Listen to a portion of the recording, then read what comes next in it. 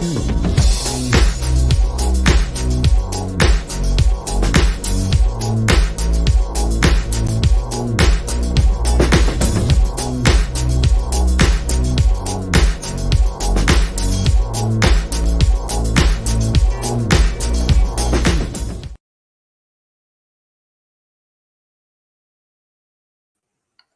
and welcome to the 6th edition of the Echo Chamberlain livestream. And your echo is in a chamber of sorts, in a kind of sterile background you're not used to, because here in New Zealand it's the height of summer and the cicadas, our version of the crickets, are chirping madly so that it sounds like an Alabama swamp in the backlands in the middle of the night.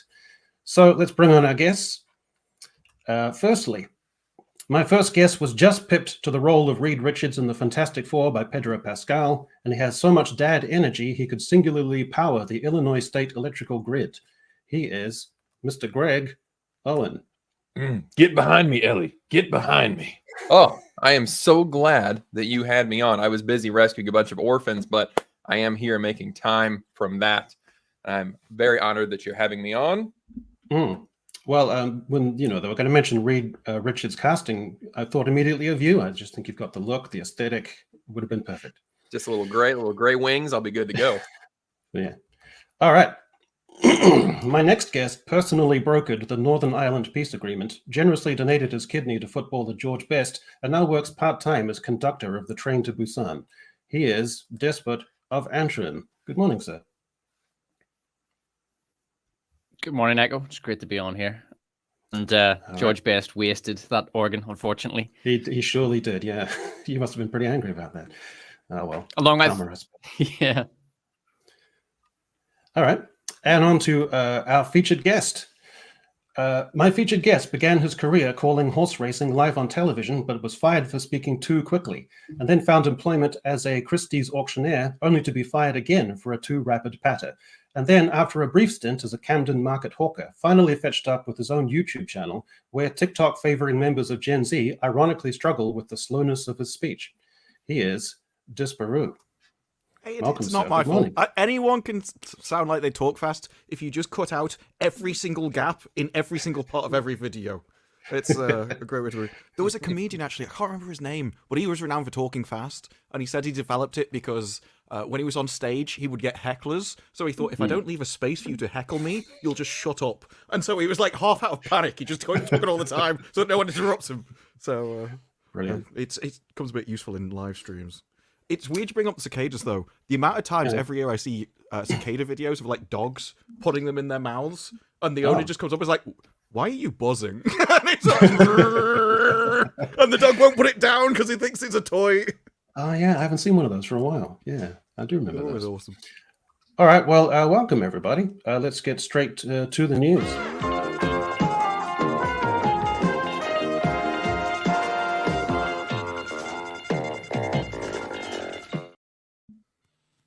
All right, well, there can only be one news story today, and I think we all know what that is.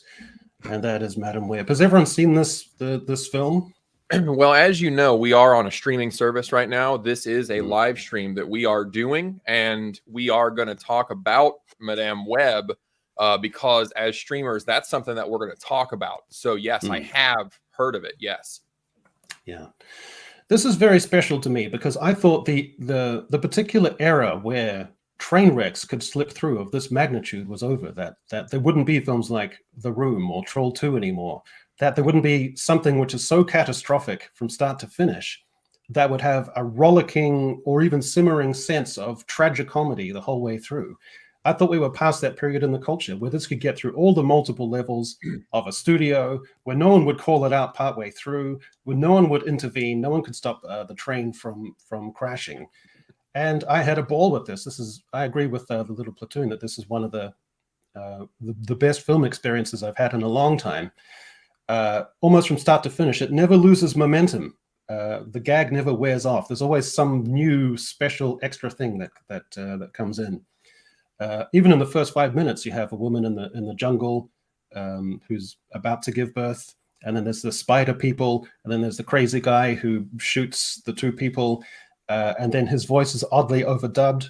And then you have the three teenagers who are played by women, obviously in their 20s. and one of them is extremely gorgeous in real life, who's been turned into a strange, mousy, insecure individual. Everything is chaotic and ridiculous. So I had a blast with this film. It's one of those things where I really wish it was released on streaming, simply because no one believes you when you describe this movie. It is so bizarre, the story is so bizarre, and when you tell someone, lots of films have ADR, so they just dub over the lines to the back of their head. This film doesn't. This film will show you a point-blank close-up of someone's face when they're not talking, and just play a line over it. It really has to be seen to be believed. Yeah, 80% exposition probably, I think, throughout this film. It's extraordinary. I've never seen anything like it. And it had huge script rewrites after they hired all the characters and stuff. So this was the better version. I want release the original cut. Film the first film. It'll be amazing. I agree with you. I don't want this movie to make money because I don't want them to be encouraged, but I do. I had comments of people that were like, your imagination of this movie is really funny. And I'm like, I didn't imagine any of this. I'm telling you what I saw on screen, and people refuse to believe that midway through the movie, there is just a dream sequence where the plot is revealed to the main character because they forgot to figure out how the fuck to connect the bad guy and the good guys. So she just sees him in a vision and he explains his entire plot. And even as I say that, I think, no, if somebody told me that was in a movie, I wouldn't believe it either. So I understand. I understand the doubt. Or like Spider-Woman is just going through the movie, seeing the future, and then for absolutely no reason whatsoever, splits into 3 beams of light that travel around a scene and just have her face on the end of them in sort of this semi-transparent way, because she can project herself into the future, but only in the present, and save 3 different people at the same time. You're like, what? That was never explained, never set up, they just did it. Well, no, it's because she accepted responsibility. That's why she got great power. That was explained perfectly, and it makes perfect sense. So it's, but he could have hinted at what power she was going to get, because I think most people just thought maybe she'd be able to control, like seeing into the future. I thought her walking through a bomb, essentially a firework factory, which had been superpowered into nuclear weapons or something at this point. I thought that was her getting great power. I wasn't expecting another level up afterwards. She magically turned the fireworks into RPGs. One of them knocks down a wall. Yeah. blows up a helicopter. And talking about things you would never believe unless like it was video evidence. They were doing interviews for this, and there was an earthquake going on during the interview. Even the Earth didn't like this movie. The Earth was rebelling against the production. That's right. But all the dialogue is not only unnatural in the way it's written, but to get the extra bonus of it, all of it being delivered in an unnatural way. So to get that double thing is wonderful. Everyone delivers things in a stilted kind of way that I can't believe this is happening to me today. And so there's a wonderful stiltedness of terrible dialogue. I don't know. I know the dialogue was excellent. I mean, right here. I mean, I'm trying to finish up my dinner. This is my polypeptide drink that I have each day, which is a natural thing to call this. So I don't understand what you're talking about. Hi guys, I just got back. As I explained to you in the private chat earlier, my internet was a bit off, so I had to go fix it. But it's okay because I'm back now, and you can all see me. So now we can continue talking about Madam Web. Well, as you know, we are discussing Madam Web right now. Yeah. That was the thing. In the trailer, quite often you'll get bits of lines cut from various different places where they piece it together just because they want all of that to, and for some reason they didn't get them to dub it in or whatever. So it seems like an unusual line. But in this, no, that's just how they say it in the movie. When she's like, "Who are you? What is going on?" No, that's just how she says it in the movie. That is perfect line. But I mean, every scene and every sequence of the film has its own aspects of tragedy. The jungle sequence is tragic. The scene where they're in the woods, just talking to the 3 teenage girls, and she's left them there, or she's discussing things with them. Everything is stilted and tragicomic and off, and none of them can act. And the color scheme, color grading, and cinematography is all weird. So I just watched with a sequence of questions. How was this director with no talent and no credits given the helm of this? How did they cast these people? What happened to Ezekiel Sims' voice? Why does Dakota Johnson say that when she might want to have a dog, and the other guy says, "You don't have a dog," and she says, "I might get one," and he says, "You were raised in state care," And then she says, yes, I was good in state care. I even peed outside and everything. How did that line happen? I don't know what that line means. There was one actual funny thing where she goes to the party where the woman is pregnant and they're choosing names. And she talks about people dying in childbirth. And that was actually the one intentionally funny thing that actually landed in 90 minutes. But Ezekiel Sims is now in my pantheon of ridiculous villains. I think he's very special. Is he a villain? Because as far as he's concerned, those 3 girls were going to murder him, and so he's defending himself. Yeah, I guess outside so. of that, he has no motivation. Like, I could never figure out what exactly he was hoping to accomplish. Like, what is his long-term plan? Does he want to unleash a gas bomb in the city? Does he want to, I don't know, establish a harem of 100 women of kidnap victims and mutate them into spider wenches and use them as weapons to build an empire or a criminal enterprise? He doesn't do anything. He doesn't have any sort of motivation for his villainy. He's just, oh, these girls want to kill me, so I'm going to go kill them first. And you could just as easily turn around to him and say, well, why don't you just go like live in Tokyo or something, somewhere where these girls will never ever go? Do you know what I mean? Well, that was the thing. Even when he got the first spider in the forest, he didn't need to shoot anybody. He could have just stolen the spider. They would have been like, oh, we'll just go and get another spider then. As far as they're concerned, they're just in a forest. So he could have just walked off with it. They wouldn't have been that bothered, and he could have got superpowers, and that would have been it. So Yeah, I don't know why anybody was worried about that empty glass jar that was going to have a horrible CGI spider put in later. I mean, sure, have the empty glass jar. We'll CGI a different spider in. This is no problem. But from what we saw in his life, he just like got super strength and superpowers, and then became rich for one reason or another. But he wasn't a villain. I think generic villains, they're just entitled to be rich without their backstory being questioned as to how they became rich. But every time you thought that things were dipping or going into a lull with that kind of simmering comedic tragic comedy, it would go back to the sequence of the lady at the computer screens using 2003 computer technology to sync with his internal visions, which has implications beyond our universe that are even impossible to grapple with.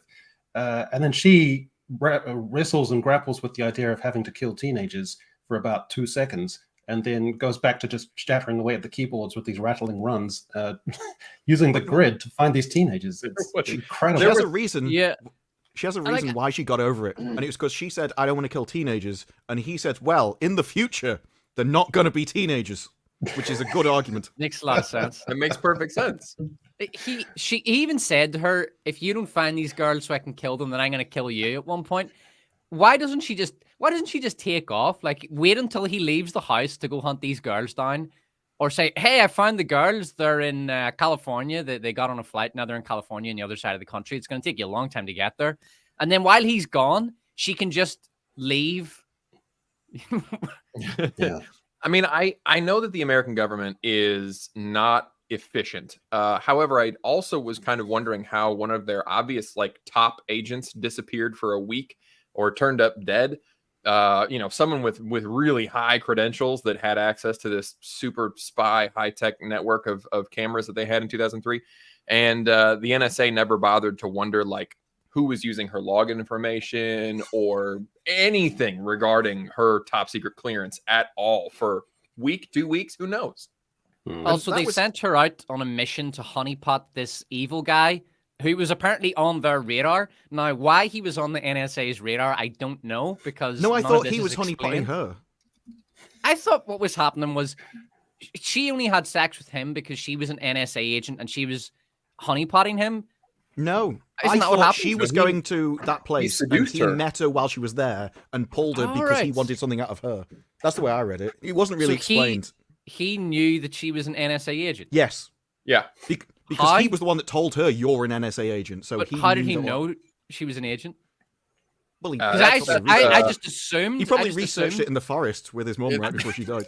I assumed there's no way he could know she was an NSA agent, so I just naturally assumed the NSA had sent an agent after him because he's the bad guy in the movie, and that's what happens in movies. I But think you're supposed to apparently I think was this is wrong. like the culmination of a decades-long plot to find these women. Wait, when you think think about about- it, but the technology only exists now. It's so broken, we're actually arguing over the manner of how broken it is. I've played a little bit of D&D, and the thing that got me chuckling was the woods, where it really was like they all were standing around at session 0 going, okay, my character's backstory What is should we do? I'm not confident and I really have a hard time talking to people. Well, that's crazy because my backstory is my parents don't like me and it makes me angsty and mean to everybody. So that's why I'm a barbarian. I'm really excited to play this session with you guys. What did you think of Should we just the- wander off into the forest? What do you guys think of the product placement? Was it subtle enough for you? Somebody wasn't We mentioned, surprised. got Pepsi. What else did we somebody get? mentioned that there was Pepsi somewhere, and I now that I'm thinking about it, I think I might remember one instance where Pepsi was on screen. Maybe. You know, that was actually not the most shameless product placement I've seen in the last year. I'm watching all the Razzies movies at the minute, and they do a product placement for Skittles, and it is the most shameless product placement I've seen for Shazam 2. That is, Shazam 2 does the Skittles product placement, and it's even worse than Madam Web. Oh, Just, you know, sorry, at least hot they hair had a that- good. They Summit tied in to, the advertising with it when the girl screams, "Taste the rainbow, motherfuckers!" Like, at least that was humorous placement. I mean, It's quality I'm not against refreshment, product actually. placement because Bond always did it, where he'd be like, "Hang on, I need to know the time," and it'll just zoom in on his watch, and then he'll get into his car that he drives off in. That everyone knows it. So I think they've always done it. What surprised me was that, firstly, Pepsi wanted anything to do with this movie, because after Morbius, you would have thought they would have known. But now, I bet they can't believe their luck, because this is all anyone's talking about with the movie. That's true. Pepsi yeah. hasn't damaged their reputation. They've just got loads of free advertising. I think But Echo their has a sign- sponsor. Yeah, I mean, their sign is no one's going to, from the last 50 years, is going to recognize that font or style of Pepsi, poster or neon that they had. So I don't know.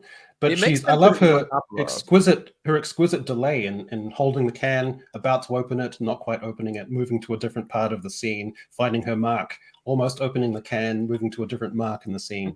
So exquisite delay. I'll give her that in her acting chops. Yeah, It's and then the- they can, because she can see the future, they can show it twice. I've never seen a fireworks factory that had a giant Pepsi logo on top, and that was a little confusing to me as well. Do you know what I couldn't figure out? When Ezekiel is chasing these girls through the fireworks factory, he jumps on top of these boxes, and then the fireworks just start going off. Was something ignited? Did I miss something, or They did they put just flares start in going the off? boxes. Yeah, they stuck They put flares in them. okay. I think No, I they missed didn't that. put flares in the fireworks. They just put them on top of the boxes, but you're supposed Just to think that was in on the boxes. Yes. Not I in think the she even boxes. says put a flare on every box, and they just Right. they see him running along, just drop them on them. Actually, this is a good point from Guy here. Anyone remember Brad Pitt drinking Pepsi in World War Z?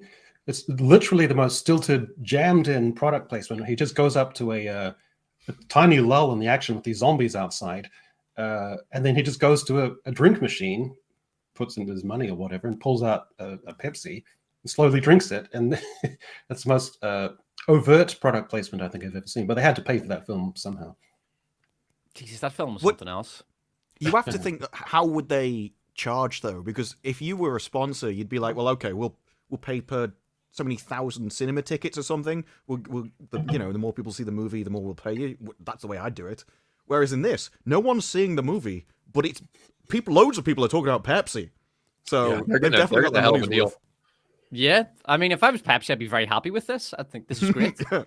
Pay for Did they Madam get Web their money's 2. worth? I mean, I suppose if yeah. you're being talked about in relation to a totally negative product, I guess any publicity is good publicity. I Yeah, because suppose. it's not like they're being accused of anything wrong or immoral. It's not a Bud Light moment or something. It's just That's true. it's a shit movie, and they got the attention that they paid for. And I'm everyone always already has confused. decided if you're going to buy So- Pepsi or not. So it's Yeah, I've tried- that's I've- what confuses me is a brand like Pepsi. Like, I just wonder why their advertising budget is still so large. Like, who? I get that they're getting a lot of attention, but who is seeing it and like, you know what? I'm going to try a Pepsi now. Like, I've never heard of it before. I don't understand where the money is supposed to help with that. The Well, idea the- behind branding advertisement is so that the name's in your head, and so when you go to the supermarket and you see all the brands of the Coke, or see, it works. You literally, that I know that one from the advertisement, and so because it's at the forefront of your mind, you've already kind of made a decision. It's another thing as well. It's about brand confidence, so that it's to encourage investment. If your brand is everywhere and if it's seen as present and relevant and now, people are much more likely to invest in the company. So even if you've established your market share and it's not going anywhere, you still want to keep investing just to keep the brand healthy looking. So here's dialogue. Someone wrote this, and I've tried reciting this to myself almost like a mantra if I'm driving or in the shower, just trying to get the rhythm and flow of it, and I can never get there. Believe me, it's a good thing you had no idea today was the day you were going to die. Like, that's a hell of a line to deliver. But it gets better because can you imagine how frustrating it's been trying to identify someone I've only seen in a vision? But as the years pass, there have been technological advances, ways to find people if you know their faces, the kind of technology I've heard the National Security Agency have been pursuing. Man, I love this scene between those two because he wakes up and in the nightmare, she's like, what's happened? He's like, people are going to kill me and I'm going to kill them. It's like, I'm going to kill the 3 teenage girls. And she just looks at him and goes, well, that's a buzzkill. I'm like, what? He's just told you he's going to murder people. Kind of hoping for round 2, but now you're a murderer. Your slightly shady one-night stand wakes up talking about visions and psychological things about the future with teenage girls he's preoccupied with. Like, you probably want to grab your clothes and head for the elevator, I guess. But she takes it pretty philosophically. I liked it as well, where at one point she's saying, how would you know you can climb a wall if you've never tried? It's like, well, we've had Spider-Man movies before. We've already answered this question. You watch them? Yeah, so anyway, they're teenagers now, but in the future they have powers, and they will try to destroy me. I came from nothing, less than nothing. I will not give up everything I've built and have my life cut short. Powerful. Profound. No, try going with like a South American accent and a little gruff like Christian Bale, Batman. But then also in the middle of the sentence, don't do South American. Pick a different accent. Kind of bounce around between 2 or 3 accents while you're doing it, and then you might get the feeling for how this was delivered. Okay, I'll try. They're teenagers now, but in the future they have powers. They will try to destroy me. I came from nothing, less than nothing. I will not give up everything I have built and have my life cut short. That's as close as I can get. That was very good. It's better than I could do. That was one of the things I liked about this movie, was just the notes you could get. I've literally just wrote down for one note, do you think you can beat me with your mind, laughing my ass off? That was the kind of notation this movie was just all it needed. Don't explain anything. It doesn't make any sense, though, because no matter what you do, you use your mind.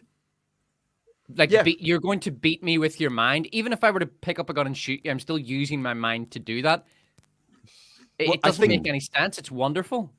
I think they were trying for, like, well, he's a man, so he's stronger and more agile than she is, but her intelligence can beat him.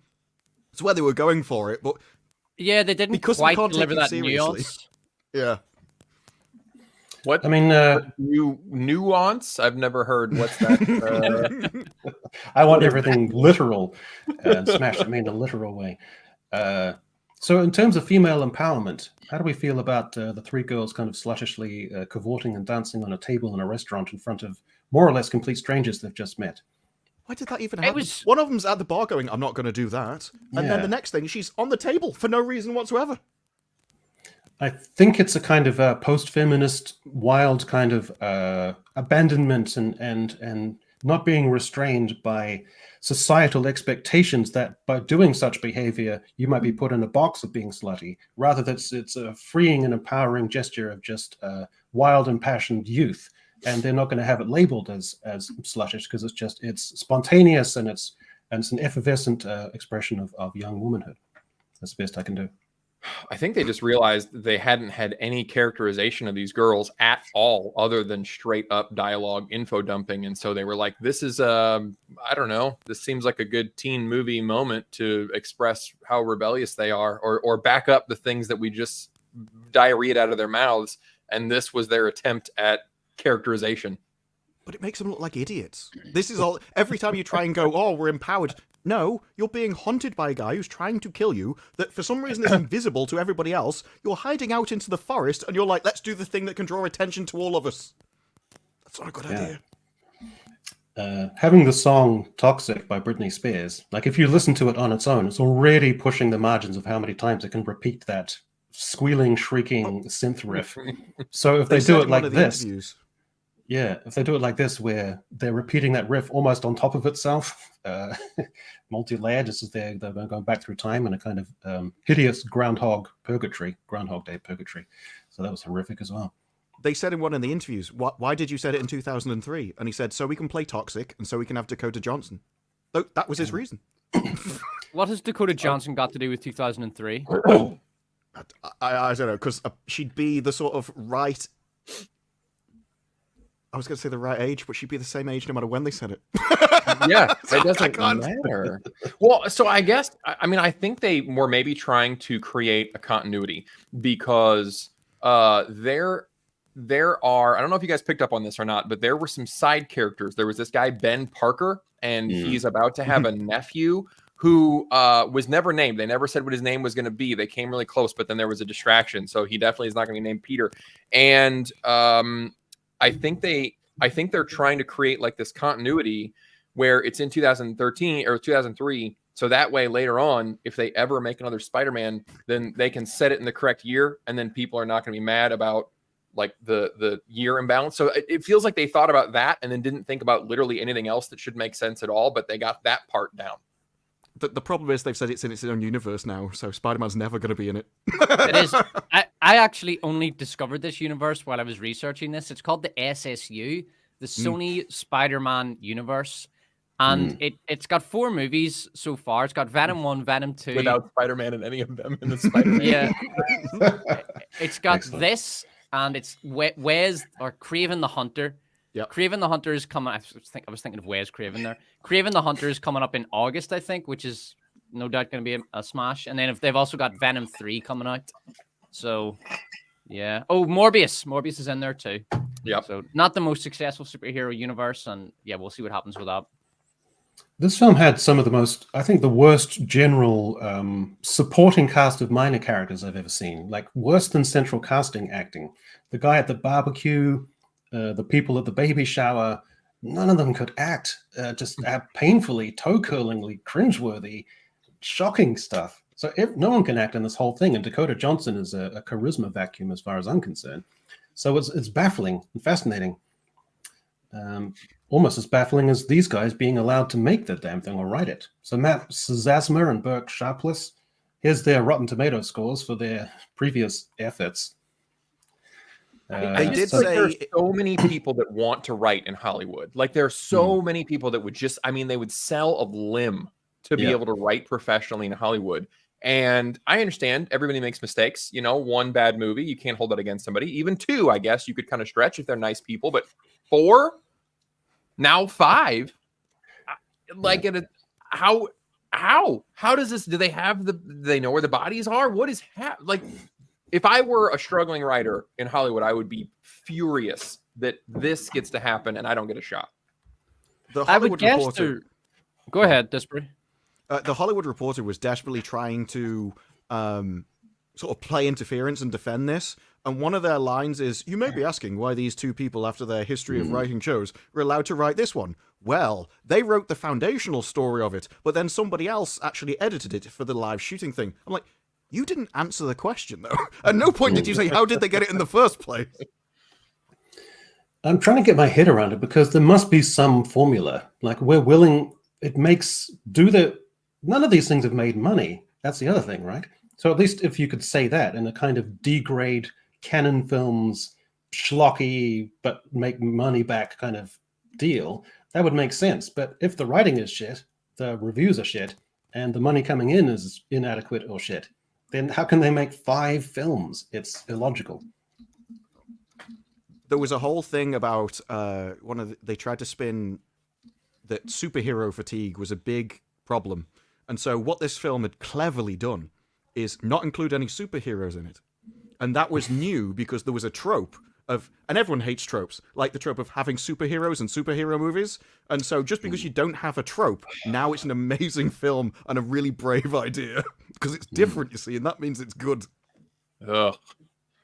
Although in the trailer they have them. There's superheroes in the trailer, but not in the movie. Yeah. What a bait and switch. That's incredible. a lot of people I've never, I mean, I know I'm getting older because I just don't know the new ones anymore, but there were a lot of people in my comments thirsting over this Sydney, the blonde one. Sydney Sweeney, yeah. Yeah, and a lot of people were like, I wanted to see her in the spider suit. I don't know what else she's been in, but a lot of people were very excited.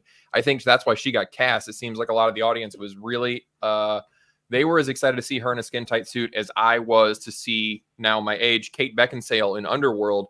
Apparently this is the new generation's Kate. So, and I can understand where they're coming from on that, because I really loved Underworld, and I don't remember what happened in that movie though. Yeah, I could always enjoyed a bit of Kate Beckinsale, but she had a kind of a sophistication to her, kind of like a feline kind of grace to her as well.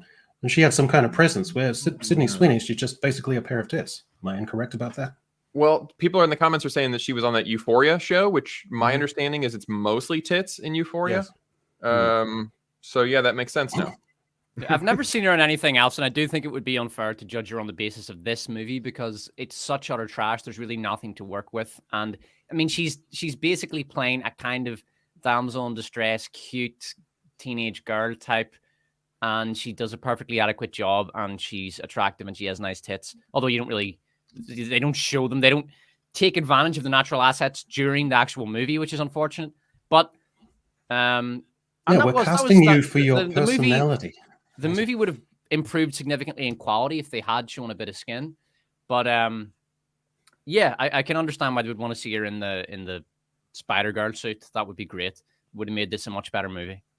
I think they had a lot of faith that the audience really is invested in like this SSU thing. Like it just feels like they're really smoking their own stuff. That they thought this is like, I mean, clearly having now seen it, like it's obviously an origin story for all three girls, for Madame Web herself. You know, at the end, she's like, I see your future, and it's going to be them with the powers. You know, the one girl is 100% not ripping off the Spider-Verse Spider-Woman, Jessica Drew. But so it seems like they thought, well, this is going to be like an origin story, and people are going to be really invested in this, and they're going to be dying to see the future ones.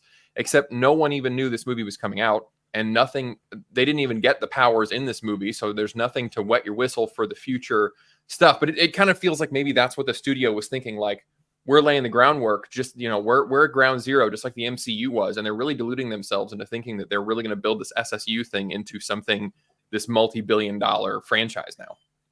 Well, this was first created and thought of in like 2019. So they really thought that by now we would be full swing into all the various diverse films, and they were going to be massive hits, and then we're going to ride that wave into the future.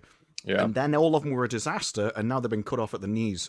There was an insider at one of the cinema chains saying we could see, after the reviews came out on Wednesday night, we could see people cancelling their tickets live. So everybody knew that it was a disaster. The embargo dropped the day before, so they knew it was going to be a disaster as well and what they were going to get at.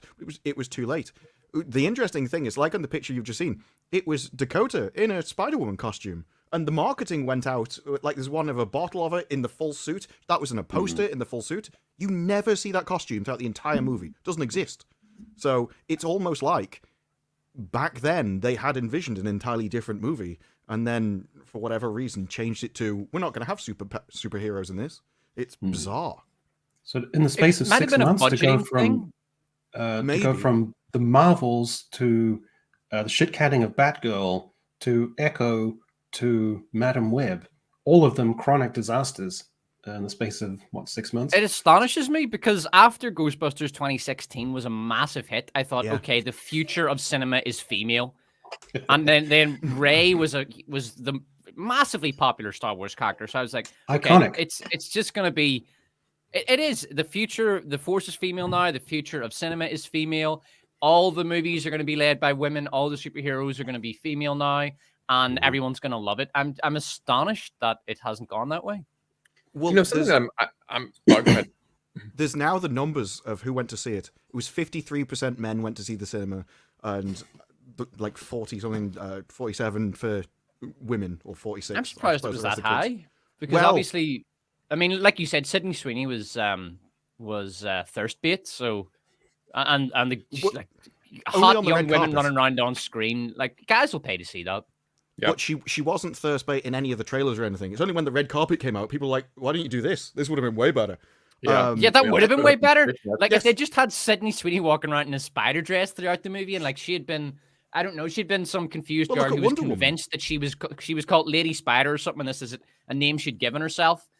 That would have been great. But no, she's a vaguely boring teenage girl with a vaguely boring victim backstory, and she lacks confidence, and no one likes her, and none of the boys like her, which is entirely believable. Yeah. But in terms a lot of your mainstream attractiveness- articles, Yeah, go ahead. sorry, a lot of your mainstream articles have people coming out and going, our inside sources have told us maybe women can't carry the superhero genre, and it's like you've only just caught that on. Do you know what I would? Yeah. So 70% of the audience for superhero movies are men. So maybe women can't just carry their own movies. It's like it's taking you a while, but you are getting there eventually. I mean, they Let can. me- You gotta have them dressed in a certain kind of way. They have. Well, they to meant the female look- audience. So Let me get it's your like if you opinion just on tell this. them- So I've been watching a lot of shit recently. Well, I always watch a lot of shit. It's, my channel's about shit media. But I was watching Expand Forbles, right? And one of them, it's a bad movie, but one thing you notice is that the fight choreography is considerably better than what you'll likely get from Marvel nowadays, or you go watch something like Madam Web. And Expand Forbles actually had really good fight choreography during the action generally is kind of shit and dumb. It's the action where, the bad guys wait to be shot and then they run into the line of fire and things like that. But the actual man-on-man fight choreography was good. Like Jason Statham looked really good on screen. You could feel the weight of the punches. They looked technically correct. And you compare that to the kind of garbage coming out of Marvel. And I was just watching this thinking, maybe it's just that women can't do these fight scenes. Like women just don't look good 99% of the time when they're trying to fight on camera, for the same reason that women's sports are shit, because the quality is just so much lower. And it forces the editors and the director to do really flashy cuts and to do edit, cut to try to make it look good. And it takes the weight and the enjoyment out of the scene. And it's awful. And Marvel's was a good example of this. Echo was dreadful. That was awful for lots of reasons. And then Madam Web's the most recent one. And I was just thinking, are we at the point where we have to admit that women really shouldn't be doing fight action choreography unless they're special, unless they're like a Michelle Yeoh or something? Well, I think that like Black Widow, who's Scarlett Johansson. I thought some of her early choreography, like in the early Marvel days, was pretty good because they did like a more ballerina-esque fighting style for her. Like it was more fluid. I think the big issue with Echo, like the issue there with a lot of the female characters, is they're basically men, but they're like, but we want to empower women, so we cast women. But they wrote it the exact same way as though it were men. So with Echo, they're like, we're going to have you fight like a man. And you're absolutely right. It looks silly. It doesn't look natural. She's not good at it. But then when they have women do like more unrealistic yet better looking, sort of like the ballerina-esque fight style, it looks more fluid, it's more feminine, it fits better, and those fight scenes I think look good, even if they're not, obviously practical in real life. No one really fights that way, but they still look great on screen, and they just need to lean back into that because that's what worked. The issue comes when you have people like Ahsoka, where she's just trading blows with a guy, Jesus, and you can man. tell that the guy is better. You can tell he moves more fluid. You can tell that he could dominate her in any way, and he is slowing himself down for her. And you could just see it on the screen. I don't think there's any way around that.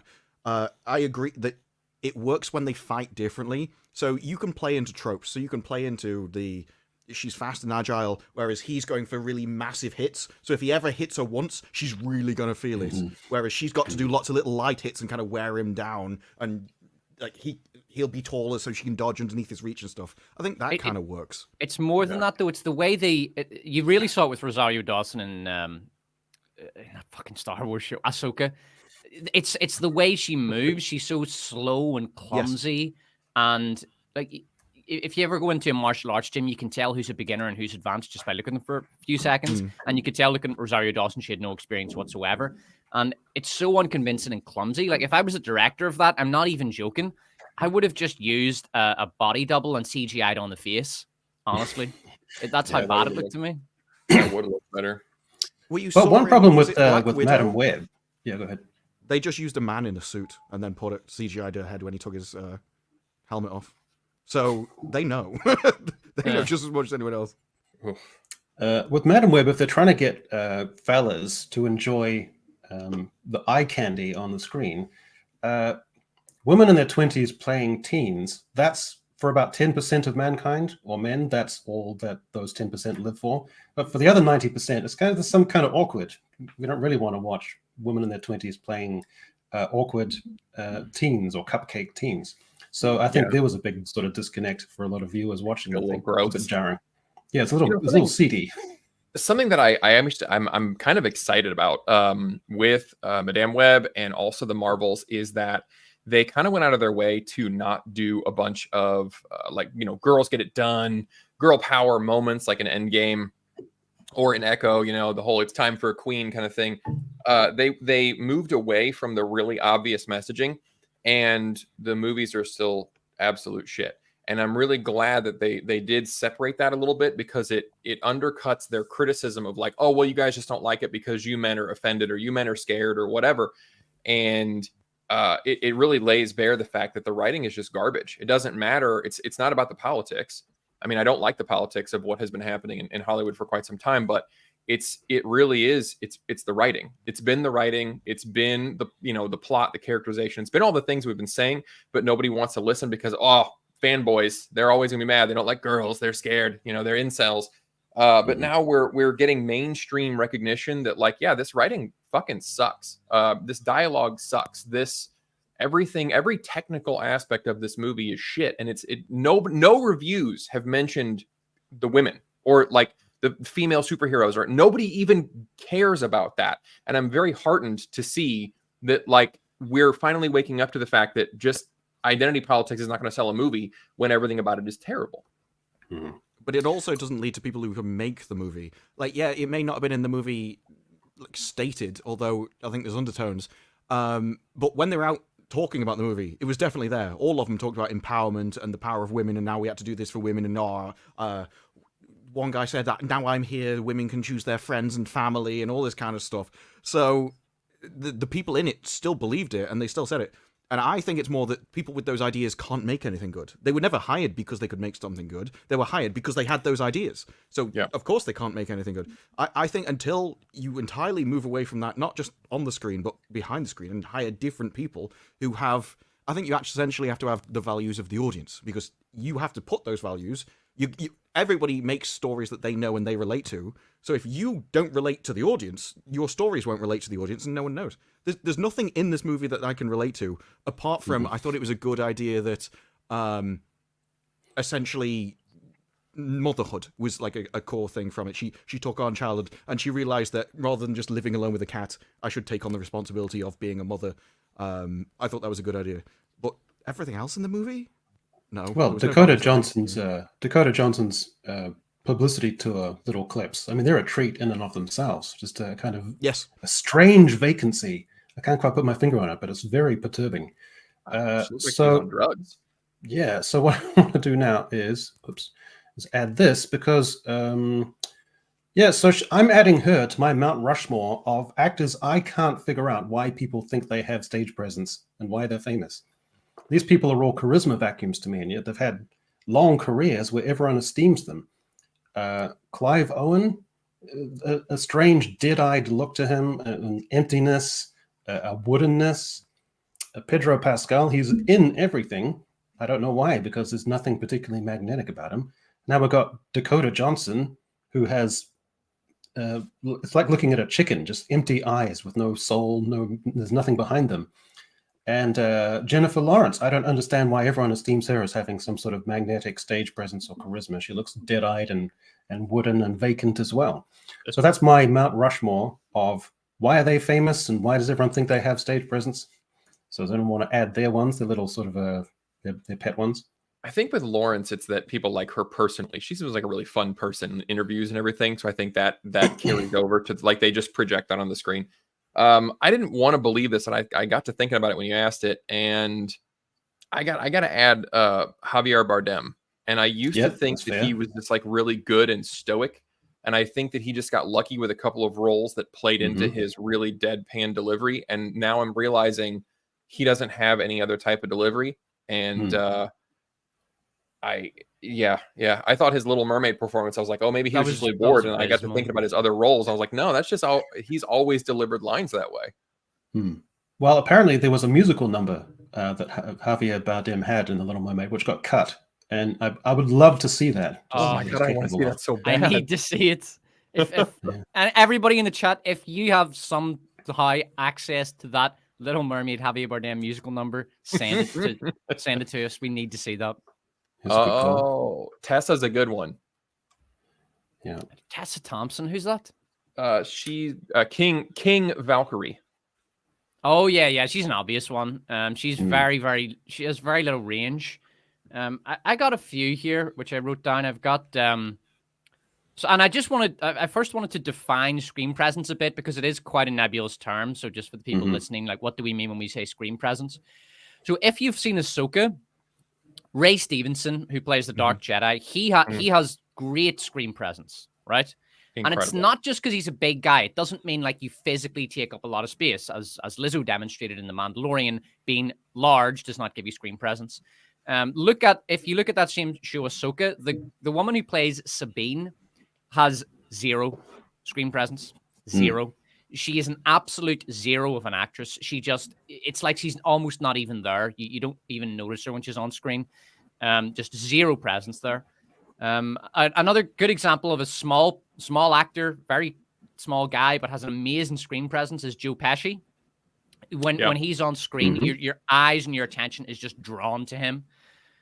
Even no matter what he was doing, whether he was doing sort of comedy in Home Alone or whether it was Goodfellas, he was just amazing, very mesmerizing screen presence. And then if you look at Harry Potter, look at the difference between the Draco Malfoy actor and Rupert Grint, who played Ron. Rupert Grint has no screen presence. He has no charisma. He can't really command attention. But the guy who played Draco Malfoy can. He had quite a good bit of screen presence, especially for a kid.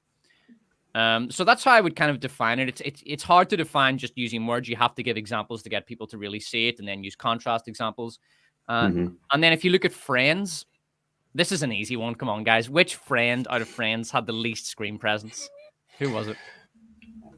The friend with the least screen presence. Yeah, I've out of forgotten those all the 6 character actors. names now.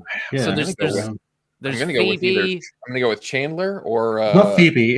Phoebe has a kooky magnetism. Yeah, That's not she her. was I would have good. said the blonde, but the character I don't like. Jennifer Aniston. Jennifer That's Aniston. the blonde one. No, I think she's the relatable, very beautiful, but also slightly insecure one. So there's a little bit of presence for her. I would have said Phoebe just because, I mean, I know she's the shittest character and it's kind of a trope that she's a shit character, but I did think the actress was a bit null, to be honest. I thought if there was one casting decision they could have done better, it would have been her. But anyway, we'll not get into that too much. Here's my list. Dwayne "The Rock" Johnson, I think, is someone who has next to no screen presence, but he did have one Which really is good weird, performance. Because He he was- is massive. So he's massive, just but by he- being that big should give you a huge advantage. No, not really. He doesn't. He never really attracted me in any way as an actor, or I never thought of him as being particularly impressive on screen. I loved him in Doom. He did a movie called Doom. He's great in that. That's his only good performance that I like. Gal Gadot is another one. She's very beautiful, but once you sort of get past her beauty, she's quite flat on screen. Like Gal Gadot has no screen presence. God help her. Sam Worthington is another one. Hollywood kind of tried to make him a thing. He was in the first Avatar movie. He played the traitor, the human traitor. What's his name? In the first Avatar movie, Jake Sully. He played Jake Sully in Avatar. And John Boyega is another one. I just think John Boyega's he's such a Jai mediocre Courtney? actor, and Remember Jai Courtney in it? Yeah, Jai Courtney. I would agree with. I saw Jai They Courtney. tried to make him the moody guy in that Terminator film, and it couldn't quite work. Yeah, he also was paired up with Bruce Willis for Die Hard 7, I want to say. Die Harder. He was fucking terrible in it. So, actors like that, sort of no real screen presence. What would you agree with that on John Boyega, or do you think that he has something going on at least? I don't see the hype with him. I never have. People are like, oh, he's the best thing in the Star Wars. I was like, the same as the rest to me. Well, it's not really much of a bar. He's good at being intense, but all I remember him from the films is just being intense in some sort of situation. To be honest, he's probably one of the better ones on my list. Like he was actually quite good in Pacific Rim 2, but it's such a shite film. It's like, who cares? I think he'd be good if he had sort of better roles, but he's never impressed me really. I think the intensity thing, that is an interesting angle, because a lot of people in the chat were saying Michael B. Jordan, they don't find him very screen presency. And I think that some people would disagree. And I think that's because he shouts a lot. And I think that's what a lot of actors go for when they don't have a lot of charisma. So they just get real intense and they shout all of their lines. And it kind of gives the veneer of screen presence until you see it a couple of times. And then you're like, oh, okay, you're one thing is to just be intense and shout a lot, and that's not really acting, but it passes sometimes. It's the same thing as loud is funny. Like, some people just find that humorous if you just shout at something. If you just get angry and shout, they find it hilarious. They don't really know why, but they do. And it's been working since Sam Kinison and before, so it's going to keep going. But no, it's not great. Do you think Sam Kinison would have a chance in the modern environment? Some guy with a brutal comb over, gigantic fat guy leaping around, screaming at the top of his lungs. That'd be an acquired taste, I think, in the modern age. That'd be a weird one. All right. Well, I wanted to move on to this lovely costume that you've all seen, and I thought I would just try and add to it by doing brackets again, like we did from last week, of most tragic and horrific red carpet ensemble choices. Oh, Sam Smith has got to win, surely. Why do you do this to yourself? Well, whoops. It's mesmerizing. I love it. It's one of the most hideous things I've ever seen. Do you know what she looks like? Bale Cyberman from. She looks like a catwalk model from 1966 when they were doing a futurism show. Like, it's the year 2000 and everyone dresses like this for some reason. I still think C-3PO would be even more popular if that was C-3PO. Yeah. Do you have a picture of her with Timothy Chalamet? I don't have that, but first bracket is quite a nice little doozy, which is Harry Styles in a kind of Gucci Imperial officer uniform. Yeah, Star Wars Imperial officer. That's actually much better than what he usually wears. Like, if he'd showed up in a dress, he probably would have looked worse. Yeah. All right, so if we were to decide which is the poorest choice, German. So the poorest choice for the catwalk, which one are we deciding on out of these two? Guys, think with your brain, not with your dick. Well, you have to ask, what is the point of being on the catwalk? Because if it is to get your name out there as a brand, well, people are paying attention to his outfit. There would never have been mentioned again, so it wouldn't be positive for his career. But you could just so easily Photoshop on like one of those red and blue little imperial demarcations of rank things on an insignia on. Well, then people get them copyright infringement. Yeah, that's true. So which one are we deciding out of these two? Which is the most tragic and ill-considered catwalk decision? I'm going to have to just be honest. Whatever the hell Zendaya is wearing, it's just monstrous. Whereas my boy Styles, it's kind of streamlined. It's showing off that he's a fit, healthy guy. He's got a good body. Zendaya, I'm not. She almost looks like some sort of alien that has to be put into a tank so that she can breathe the oxygen or something. Well, she looks like she can't breathe. I've seen a lot of pictures of this today, and she looks uncomfortable in it. And I think that's part of why it looks bad, because she doesn't look like she's enjoying. I think she's trying to look intense, like in that picture right there, especially. And she's standing funny in every picture that I've seen of her in it. And I think that it was extremely uncomfortable, and it hurt the look of it. How would you sit down in that? Yeah, it would have been a long 2 hour armor. So she's frozen essentially. So we have to move on. So are we choosing, Greg? Which one are you choosing as the worst ill-considered? Somebody in the chat called her C-3PO, and I'm going to go with that. That makes me want her to win. Yeah. All right. So then, choosing Zendaya. See if I remember how to do this. It's worse for fashion, but it's great for PR. Yeah. I mean, that's ultimately what it's all about. The reason they wear these absurd dresses is to get media eyes on the product so that people will buy tickets, and it works. That's why Madame Web's red carpet was so interesting, because it was like they know how to sell themselves better than the movie did. All right, so second pairing, we have Pedro Pascal in a kind of And then this is something cat. What's her name? This is unfortunate because he would have won Doja anything Cat. else, but not that. So Doja Cat, she's got rolled herself around and what looks like I don't know if you have Jaffas in your part of the world, those little sort of chocolate orange delights candy. So yeah, which one of these two strikes you as being the most absurd? I don't even have an argument. I think he looks awful, and I would have chose him for anything else, but what has she done? I'm going to go with Pedro Pascal here, and I'll explain why. So her costume has consistency. She looks weird and alien, but every aspect of the costume is weird and alien, so it's consistent. Whereas Pedro Pascal has a purple ponytail. He has a black tie and a black mini skirt with black kind of Is it a skirt? Dr. I thought it was Martin type shorts. boots. think He's got they're something that looks shorts. like shiny Dr. Martens, which is abominable. Like shiny Dr. Martens, that kind of goes against the whole goth aesthetic.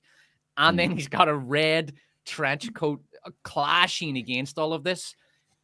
He's also got, so his miniskirt is suggestive of a more curvy form, whereas this fucking trench coat is all straight and streamlined and geometric. So the various items that he's wearing are just clashing against each other in this utterly hideous manner.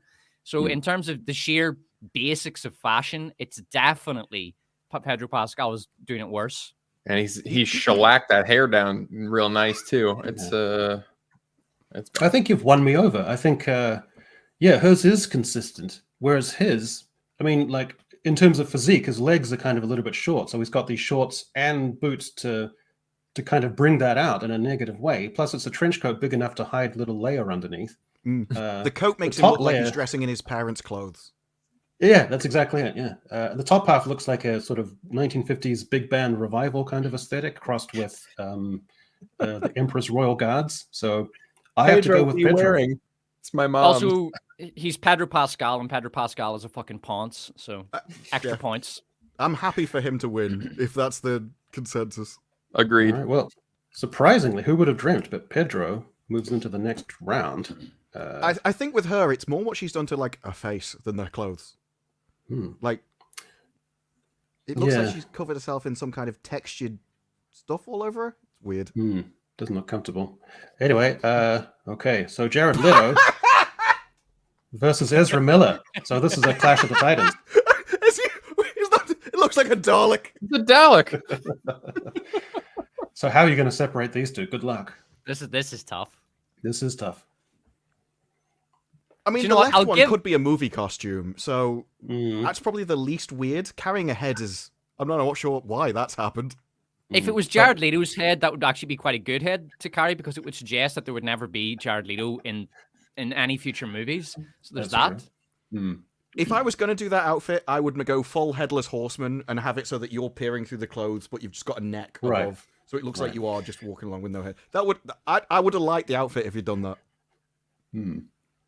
I'm gonna have to. Okay, I think I've got it. So I would go with Ezra Miller for worse here because his makes the absolutely abominable and unforgivable crime of not only being shit to look at but being boring. So it's fun for about 2 seconds, and then you think, "Oh, it's the Dalek," and then whereas Jared Leto, like the one on the right, it's like he was going to a fancy dress party at school, but he hadn't told his mum he needed a costume. So she's like, "Best thing I can do, inflate a bin bag and call you a Dalek." There you go.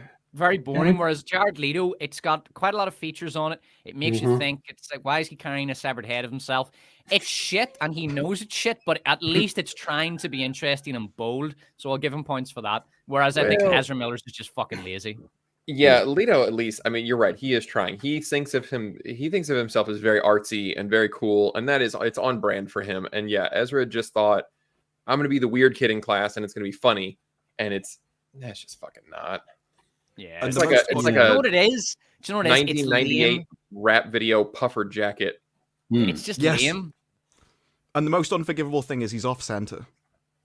Yeah, that is unforgivable. I mean, Jared Leto, there's a kind of innocent charm, a guilelessness to it. Whereas Ezra Miller, there's something just kind of nasty and off-putting and horrible about it. So I guess we're going to have to advance him. So I'll put up the Jamboard here. And Somebody said he looked like let's a see. chess piece, and if he had only moved, diagonally or something, then I think that would have sold the look. Yeah. Okay, and that leads us to our last bracket, which is these two. So there's Lizzo, Oh, and I don't know who this bloke is. I thought it was Liz Nas X, but he's too big. So we'll just have to call him Floral Dress Bloke. I remember this with what do you Lizzo. think? She needed a full group of people to move her into position as she stood there. It was weird. Mm. I'm gonna go with the guy because it just same thing with Leto. Like she's obviously going for something, and that was like there was a lot of construction. I don't like her, so I hate not voting for her to be the worst. But this it likes. Did you guys ever watch the Drew Carey show? The woman that was on it looks like the muumuus that she used to wear. So if he had leaned into that and had like the bright blue eyeshadow, then we would have been okay. But it looks like he raided an eBay clearance of the Drew Carey show wardrobe and threw it on, and it's hideous and it doesn't even fit right. It's lazy. It's bad. Yeah, I agree with Greg. I think this guy just decided, well, I'm a man, and if a man wears a dress, it's really controversial because it's not like David Bowie did that in 1970 or anything. Super new. So I'm just going to be so cool and edgy and be a man in a dress, and it's fucking lazy. Just looks like Lizzo, he put on curtains, basically. I mean, Lizzo looks like she's being birthed or something, but whatever. At least she was going for something. And she's trying to hide her figure, whereas with a guy, if you just have the V, it doesn't work. There's a reason why it works for women and not men. If you're going to do that with a guy, if you don't have a six-pack, no one cares about your chest. So it's not even showing off what would be the reason to show it off in the first place. Unless you're Ricardo Montalban. All right, well, this takes us down to our semi-finals now. So we have to go between Zendaya and Pedro Pascal. So which is the more ridiculous out of those two, in our estimation? Despot has sold me. I got to go with Pedro because it is such a mishmash of 5 different styles and eras, and it's not even done in a way that they all complement each other. It's like he was grabbing tiles out of a bag and each one had a different style on it, and then he just threw it all on. Yeah, also, Zendaya's does her job. You look at Pedro Pascal and you think, oh, that's a ponce who just sort of threw on a bunch of random shit. Whereas Zendaya's does draw attention. It does sell tickets. It does get printed on the front page of The Guardian. It gets the movie out there. Whereas it shows Pascal, off her physique as well. Yeah, and it's a that's one for the wank bag. Whereas Pedro Pascal, it's just like he's just a bit of a ponce really, and it looks terrible, and that's that. No, I'm going with Zendaya. I mean, he's got that I've got dressed in the dark kind of energy. Whereas hers is, did you wear that for a bet or why did you wear that intentionally? It's like she knew what she was doing when he did that. I think he just doesn't know anything about fashion, but she knows better. And my favorite comment with her was, if she farts, does it mist up? It's like, that should never be said about a costume. Damn. No, I think it does reflect her physique. That's what concerned me about that outfit. Is it's all plastic. It's all kind of molded up. There's not a lot of breathing happening there, and that makes me nervous for her date. I'm going with Pedro. I think it's close, but Pedro is just lazy and inept, and I think that's a different order of magnitude to Zendaya, who's swinging for the fences. Some people will like it, some won't. All right, so on the other side of the bracket, we have, I think I know which way this is going. We have Trash Bag Ezra Miller versus someone just wearing their curtains. You just said Ezra Miller twice. I don't know why would you just, that doesn't make any sense. It's on his mind. I mean, I'm definitely going for Ezra with this. I think it's just objectively worse. He just looks like he's wearing his mum's clothes somewhere, like you say, because he thinks it's edgy, because it's what Hollywood does now. But I think in any different era, he'd just be wearing whatever was supposedly in then. Whereas there is no era that Ezra would be in fashion. He is doing it, again, I think, because he wants to be edgy, but he's just completely left any kind of sanity. No one would. So we agree. We're moving him on. He's a juggernaut who's unstoppable. Yeah. So here's our grand final. So Pedro Pascal's ineptitude, laziness, and just plain, it doesn't sit well. It looks awful. It's a mishmash of terrible styles. His agent should have stopped him. Versus the very psychologically dark Ezra Miller being provocative. No, it's Ezra. Because Pedro gets points off for just not knowing any better. You know, I guess, that's true. Yeah, he's just a He's at silly least wearing guy. clothes. He's trying his best to fit in Hollywood. He knows it's his moment. He's really famous, so he's like, I got to do Hollywood shit. Ezra is he's like the guy that you go to the store with, and he finds a funny hat or a fedora, and he puts it on, and he's waiting for you to look at him so he can make a silly smile, and you can be like, "Ha, you're a real jokester there, Chet." And that's the kind of shit that he's got going on here, and I just fucking hate it. All right, so Trash Bag Dalek wins the day. So congratulations, I guess, to Ezra Miller. The Mad All right, Goose well, Wizard. yeah. Okay, so back to the stage. And okay, so now we're going to get a little bit more. Oh no, where are my slides gone?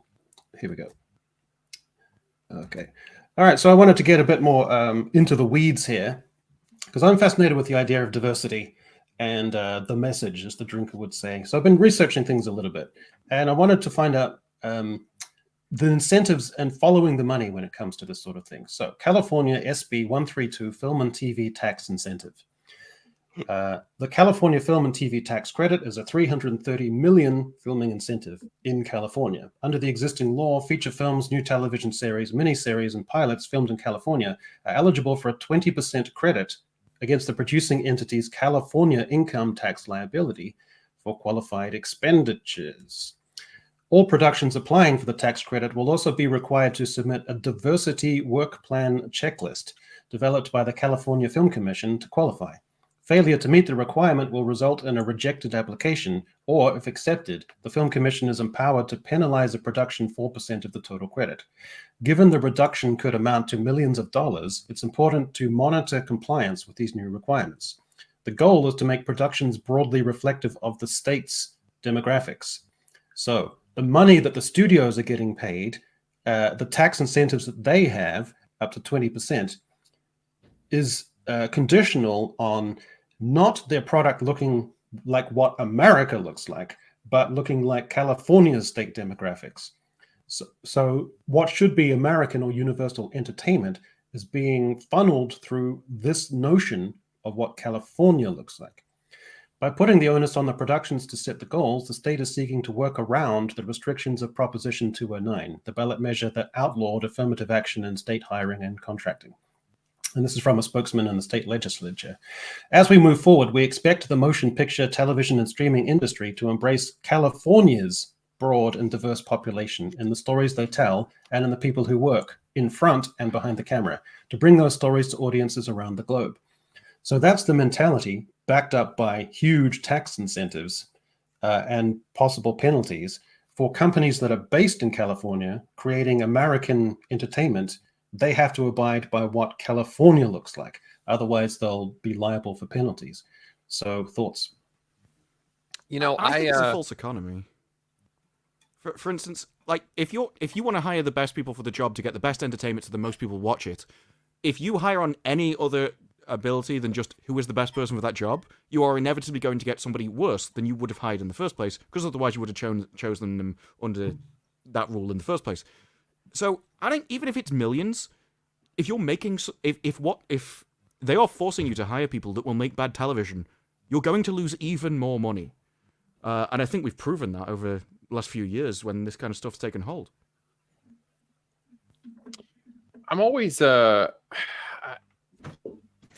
hate what they're doing, but I always want to give credit to the, like, I get it's coming from a place where they're trying to say, like, look, it's easy to fall into a pattern where, you know, it's you and the people that look like you and you're making movies, and it's not that you're excluding people that don't look like you, it's just that you don't think about them, right? Like, I understand that thought process that they're trying to get at, that, you know, the whole unconscious bias thing, and like, I understand those underlying themes. The problem is that you can talk about that and you can try to convince people that, like, hey, you might just have a blind spot just be on the lookout for it. And I think that's all great. Those are good things to bring to people's awareness. But the problem is, anytime you try to come up with a program to enact any of that, you reduce people down to their skin tone, which is ironic because it's what they're trying to get away from. They're trying to get away from, only white people, only men, whatever, and they want to see more diversity. And yet, every time they attempt to implement these ideas, the only way you can do it is to set these hard numbers and go, well, you got to have this many of this group and this many of this group, and then it inevitably reduces people to basically melanin content and nothing more. And it's extremely dehumanizing.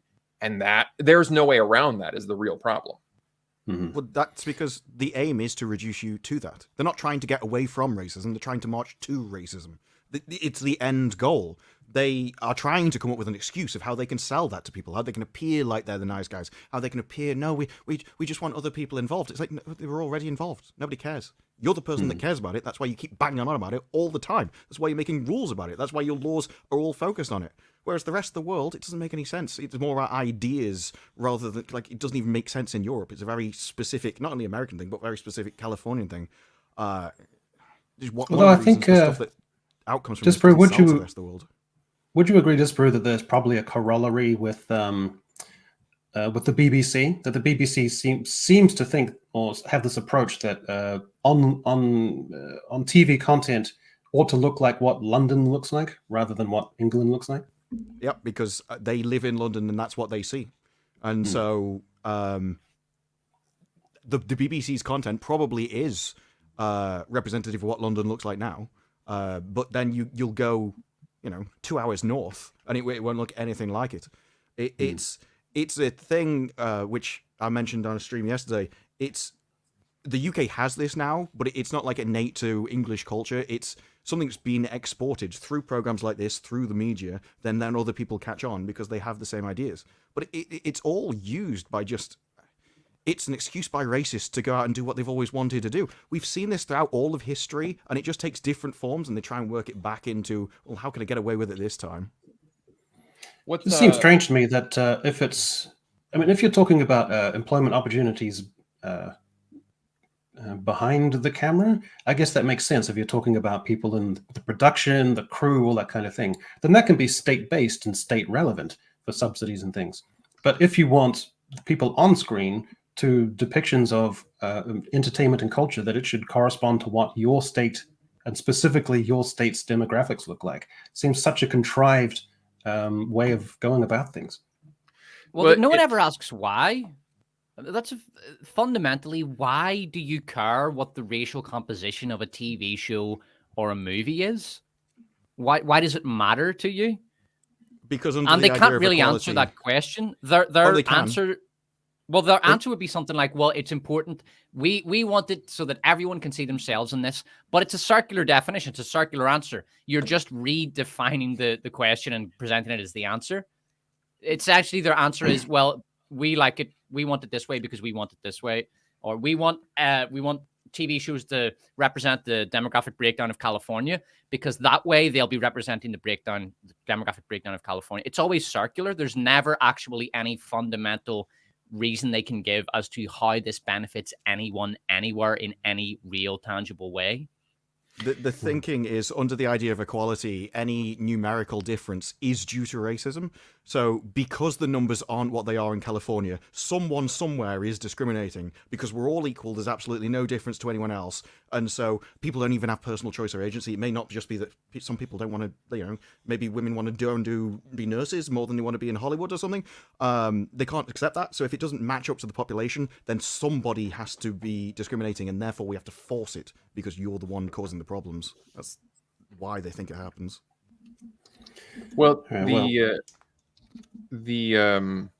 like you were saying earlier, that they're making stuff that doesn't really you can't relate to, and I think that's what they're missing out on. Is they keep saying that diversity makes better products, but the problem is it's only diversity of superficial qualities. It's not diversity of worldview or opinion. So what's coming out of Hollywood right now is it's a very not diverse worldview. It's a very, very narrow worldview, and it's one that most of the world doesn't really subscribe to, which is why they don't relate to the movies and shows that are coming out of them. And that's the thing that they can't really give account for is all the diversity in the world isn't changing the fact that it's still a very politically left worldview that is still making all of this crap. No matter what everybody looks like, it's the same thought process.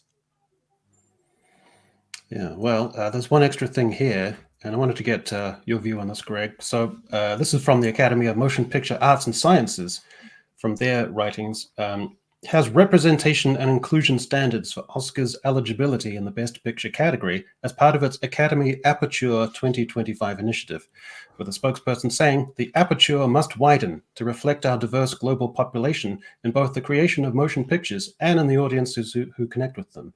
So, Greg, in order to hasten the widening of the aperture, should the Academy use whatever tools it has, no matter how big or brutal the tools are, to force those tools into the aperture, to prise the aperture open? And then should it use some kind of socio-cultural lubricant to make that easing of the tools into the aperture so that the aperture widens even further? And then should the aperture position itself and then splay the aperture open in order to allow the hastening of progress? So that's my question to you. Sorry, as I'm not mature, so when you're talking about a widening aperture and lubrication, I just think about butt stuff. No, I don't think that they should, because the real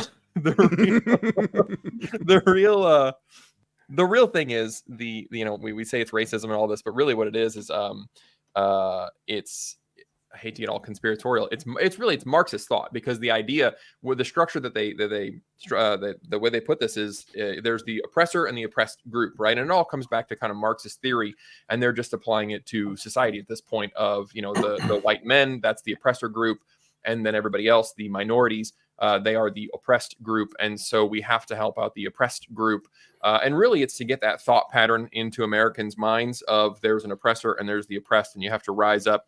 And oh, by the way, we should also share money, and we should be sharing other resources, not just, who gets to have the jobs and that kind of thing. Something that I've been thinking about a lot with this, especially in America, it's kind of weird that we talk about these race groups in very broad terms. Like, I know in Europe, you guys probably think this is really goofy, because in America, we're like, 60% of America is white people.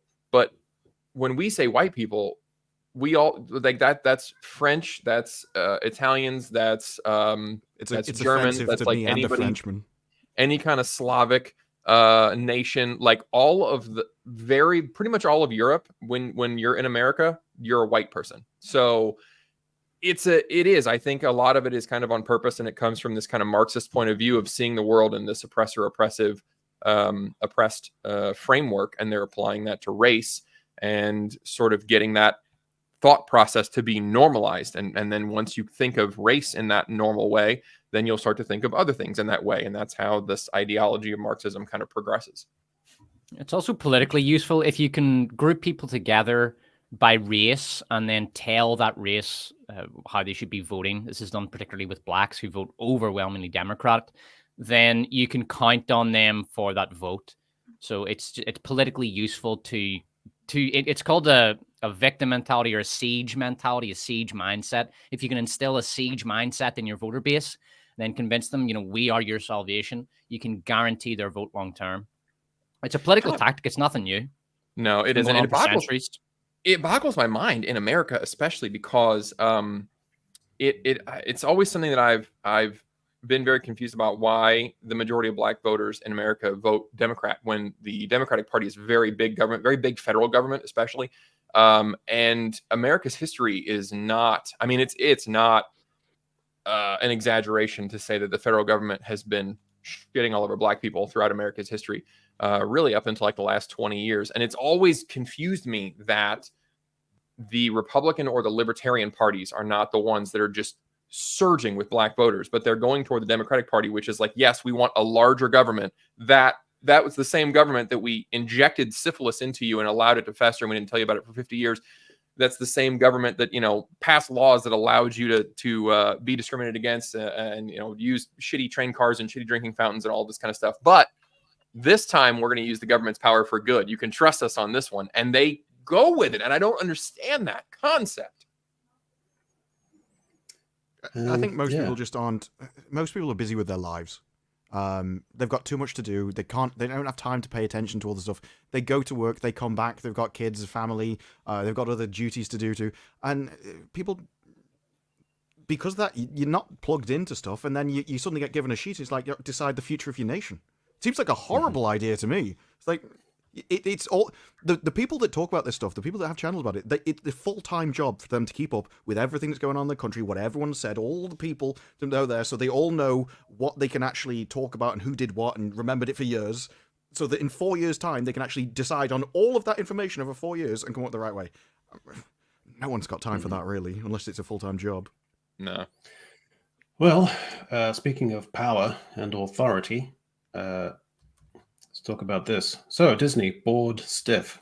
So I want to try and see all the little machinations that have been going on here. So let's go through the crew. So Nelson Pounce, he owns about like 1 or 2 or 3% of the Disney stock or whatever. He's unsatisfied with the situation. He's what's called an activist investor.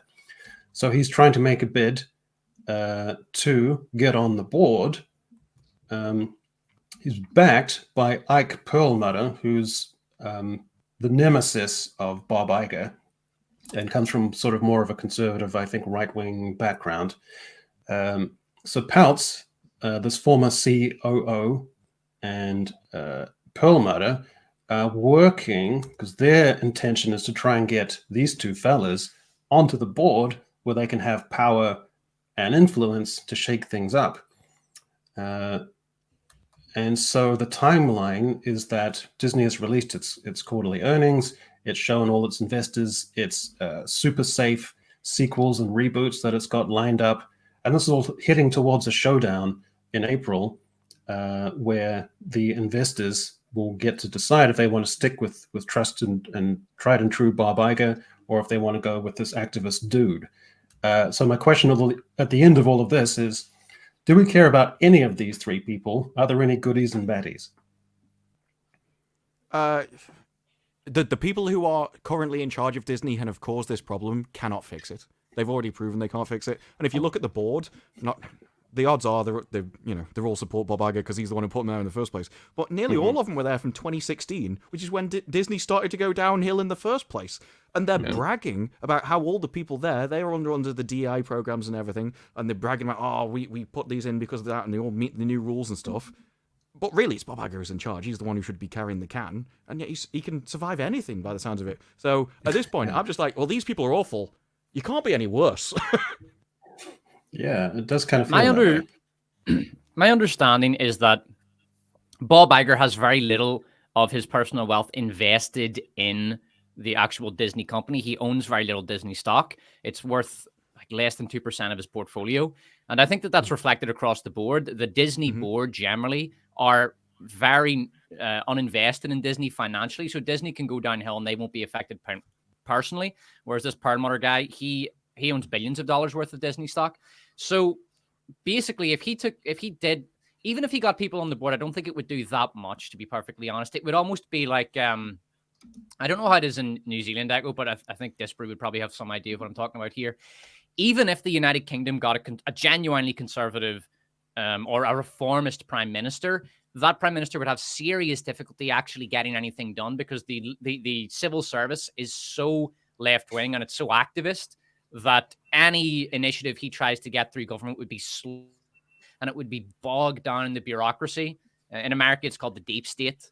That's partly what they're referring to, that the guys at the top can't get anything done. And you would see the same thing at Disney, even if you got a genuinely reformist leader at Disney who wanted to rid of all of this woke shite that is killing the company.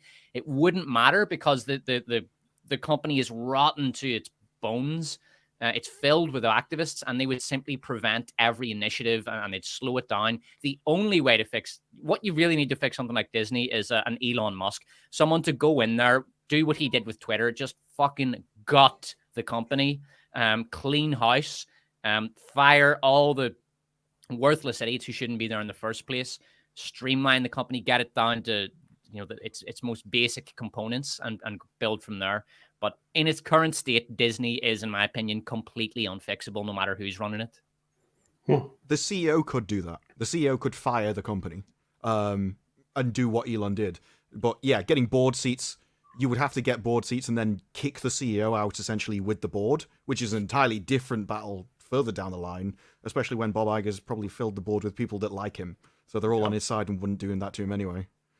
But the amount of effort, Bob, what's they've most done- likely to happen would be you just have a kind of, not a civil war, but just a kind of stagnant situation where you got these activist guys in there, but you've got enough of the rump of the old forces that were in there, and so you just have a kind of immobilized situation, which would be kind of dreadful all around, I guess. Well, and what's really going to hurt Disney long term right now is the fact that their stock is going up, but the company is not doing anything that is profitable. And it's making Peltz and Perlmutter look really bad because they were saying the stock is down, we got to take it over, we got to do things. Well, now the stock is up. I mean, it's up 25 points in the last couple of weeks, really ever since November, when basically Iger announced the dividend last year at the Q1 earnings. And that was his Hail Mary to pretty much get Peltz off his back then, was to be like, and we're going to have a dividend this year. And he had no fucking plan, but it got everybody to shut up because they thought, all right, cool, I'm going to get some money finally, after, the stock has lost over half its value in just 3 years.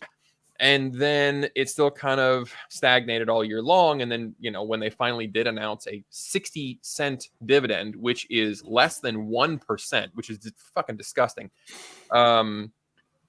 The stock jumped up again because, all right, cool, now the stock is worth something. It's actually valuable instead of just holding on to a losing ticket. And the issue, though, is that the recent earnings showed that they're still losing subscribers. They're not gaining in gross or net revenue. Their actual earnings are not going up, but their earnings per share are going up because they were able to cut spending last year with job cuts. So that's a short-term strategy to just say, all right, we're going to cut some jobs, we're going to cut some spending, which is good. I mean, that's obviously a good business move, but he's not bringing any new business. All of the movie entertainment side absolutely bombed last year, which is not going to create interest in their brand. It's not going to allow them to springboard on new attractions or sell toys or merch or any of that kind of shit. So they're not bringing in new revenue. They were just able to cut spending, and it looks good right now, and it's able to bump the stock price up right now.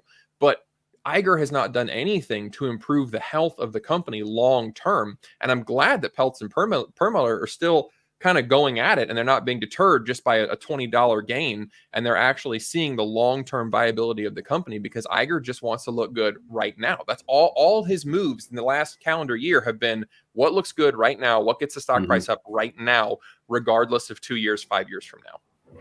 Well, they did a couple of he did a couple of discrete little things, which is quite good with the schedule. So Moana, there was this dumb film called Elio it's like a Pixar film, I think, about a boy who has a disability with a blue eye patch. So they discreetly shoved that forward a year, brought Moana 2 closer up into the schedule, took Snow White and kicked that into 2025.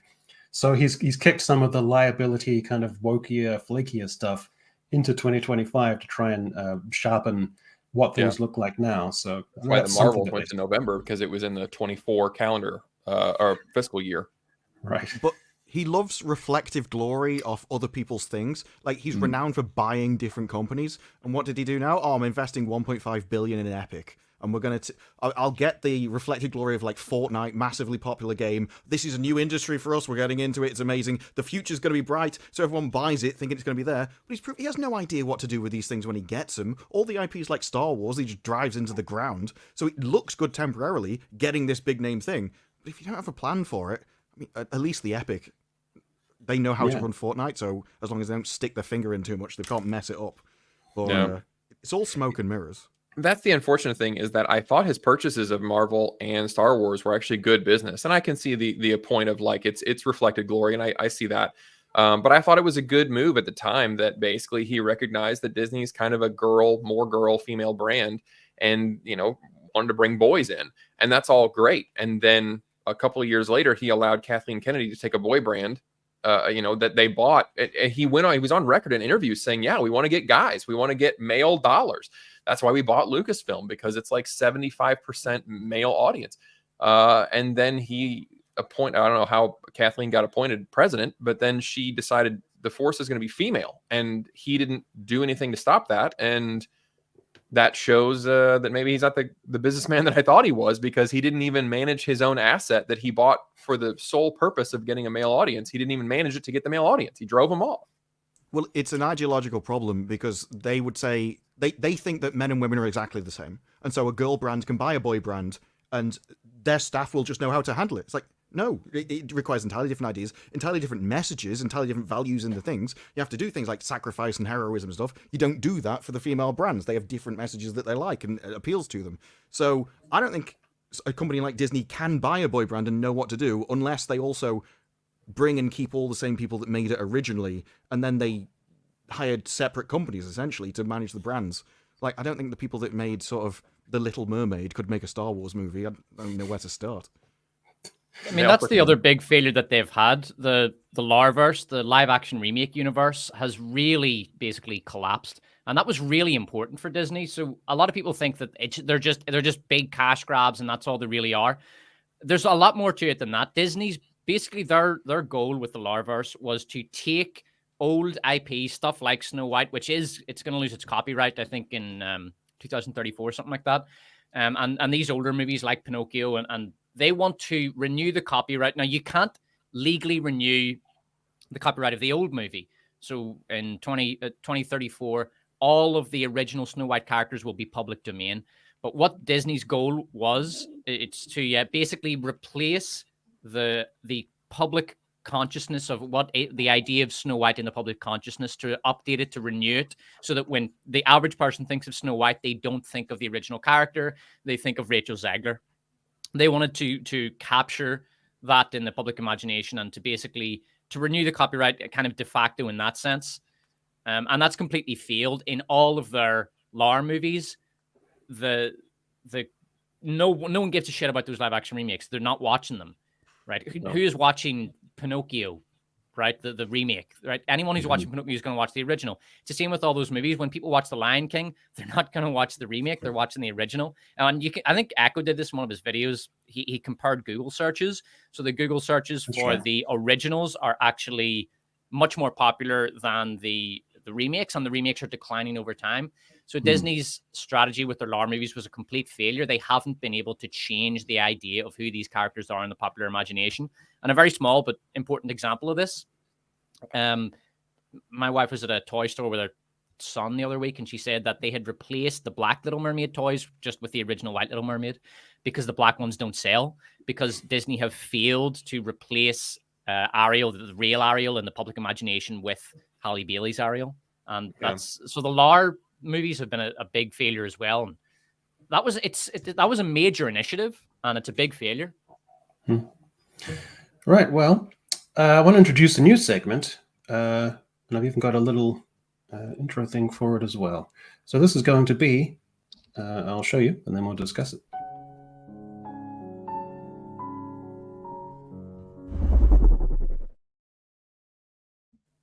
Okay.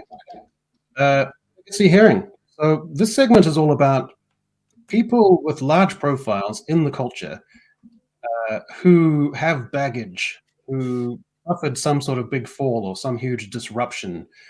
And it's basically a checking in to say, where do we feel about these people right now? And so our first instance of this, I thought we'd start off with Louis C.K. In the 2010s, around 2010 to sort of 2016, an absolute titan of comedy and entertainment with his own show on FX, was making movies, was on SNL all the time, in all the trade magazines, esteemed highly by everyone. He had kind of rejuvenated comedy by making it ultra personal and going into exploring new themes and bringing an intellectual patina to it as well. At the height of the Me Too movement, he wrote a letter acknowledging that he'd transgressed, that he'd been masturbating while he was talking to some women on the phone, or he had some particular foible or predilection for doing the same thing when one or two women were in the room without their consent. And so at the height of that movement, he wrote a letter acknowledging that, and then he kind of disappeared. And instead of doing what you would call the normal trajectory back, like starting with a low profile and then maybe doing some abject kind of apology tour or going on late night TV and atoning and accounting for himself. He kind of sidestepped all of that and just gradually built up his comedy career again, to the point where he was playing large audiences, largely politically one side, a kind of almost MAGA kind of audience gravitated towards him as someone, under duress from the culture. And eventually, 6 months ago, he was playing Madison Square Garden again to a full-size audience. So our question is, where do we determine that Louis C.K. is at? So here's our options. Reputation unassailable, fully restored. Mostly acceptable, deserving of some subdued criticism. A divided audience, forever, debates over art and the artist. Mostly tarnished, played out in decent society. Or irredeemable, beyond a different time, or art and the artist. Where does our panel stand with Louis C.K.? I'm going with mostly acceptable. I think that I think he did the right thing by not doing the apology tour, because it just gives power to the people that demanded the apology. If we've learned anything from YouTube and just pop culture in general, it's that the more you apologize, the more people think they have power over you to make you apologize, and it fills their head and they think they can get more out of you. So I think he made an apology. He acknowledged that what he did was wrong, but I think it's also still fair to say that just because you apologize doesn't mean that it's still not weird. That, like, it's not that he has a weird sex thing. We've all got weird sex things. It's that his weird sex thing was to make people that work for him stand there while he played with himself in front of them. And that's it's just wrong no matter who does it. I mean, no, if you force somebody to participate in your weird sex thing against their will, it's weird no matter who you are. And it's cool that he owned up to it, but it's still, I think it's always going to be there. But I think he sidestepped a lot of it by just saying, look, I did it. I'm sorry. It was wrong. And I'm going to move on with my life now. I'm not going to dwell on this forever. And most people are fine to go, yeah, it was weird, but you know what? We're going to look past it because, hey, who of us doesn't have a weird thing? I mean, from my perspective, I don't know anything about American comedians. I've heard this guy's name, but I've never read his story before or anything, so I only know what you've said about it. But I think my opinion with most things is it's the same with social media stuff. When people are like, oh, should you get banned for this? I'm like, well, is it illegal? If it's illegal, then fine, remove them. If it isn't, then I'd rather the laws of social media and things were just the law. And I'd have the same with this. It's like, did he break laws? Did he, like, if he did, then that would be the route for punishment of that kind of thing. Apart from that, I mean, is he funny? I'd rather judge him off the quality of his stuff than anything else. I'm never going to require someone to go on a weird apology tour. That's always weird and creepy anyway, because most of the time you can tell they don't mean it. We've seen, how many YouTubers have we seen do it, where they do they're not behind the normal background or anything. They'll be there with like a wall, or the dog will come in, or they're holding a baby or something, and it's like sad music and I never wanted to make this video, and you just tell it's fake. Like, or they write a song. If you were that sorry about it, you wouldn't have done it in the first place. So, like, I would, if it was a criminal thing, leave it to the courts, and if people want to go and see him, then they should. Well, no charges were pressed, but you're right, Greg, because his brand, he's a singular comedian and figure, and it would have kind of destroyed his brand if he'd gone on a publicity tour to do the conventional thing, because his life has been about being deliberately unconventional, which is, and at the same time intensely relatable. So that was kind of magic. So for him to do anything conventional in a media kind of PR thing would have destroyed him, I think, his brand. So his only way out was just to do it his own way, irrespective of how many bruises it left. I also think that it's something about his, I don't remember what his comedy was like before the plant thing, but I remember hearing the news and something in my mind says I heard it and I was like, yeah, I mean, that kind of tracks. Like, I mean, it wasn't like, if the news came out that like Taylor Swift had a gimp in her jet or something, and like she was super into BDSM, like that would be shocking. And I remember hearing the news about Louis C.K. and I thought, I'm not like, I mean, it's gross, but I'm not bowled over by this news. Like it didn't shock me coming from him. So I think that helped him a lot as well. I'm very much with all of this kind of stuff. What people do in the privacy of their own bedroom and the privacy of their own home is like between them, and it's only when it becomes to like some illegal thing would I ever bother. Like, if somebody leaks something about a person, like if somebody has like a weird, I don't care at all. It's like if they came out and started telling the world about it, then I'd be like, okay, we should probably judge you for that because you need to keep that private. You should be clever enough to be ashamed of that and keep that to yourself. But for anything else. Yeah. Thoughts, Despot? Well, I mean, I basically agree with Greg. I don't know anything about Louis C.K. and I don't know anything about this case. This is the first I've heard of it, so I make it a rule not to form strong opinions on issues that I haven't done at least some research on. So you're not going to hear me talking about my opinions on the Israel-Palestine conflict because I'm just not knowledgeable enough about it. Mm-hmm. But I'm sure Greg's right that if this guy if he plays to a more right-wing audience, if he had apologized, he would have lost that audience, and then the left wing would have hated him anyway. So he wouldn't have had an audience left by the time he was done. So it seems like he was smart the way he went about it. My instinct is that there's probably a transactional aspect to this. So the women that were in the room allowing him to masturbate in front of them might have benefited from that in some way in their careers. That's just a guess. I don't know. I will say, though, that Disparu's right in saying, look, just let the law deal with it. The entire Me Too movement was completely redundant because the things that they were campaigning against were already illegal. Mm-hmm. Right? You might say that the civil rights movement in the 1960s made sense for blacks because their votes were discounted in some areas of the South, right? Okay, that's fair enough. They wanted to get rid of segregation. They're trying to achieve certain things and get them made illegal. That's fair enough.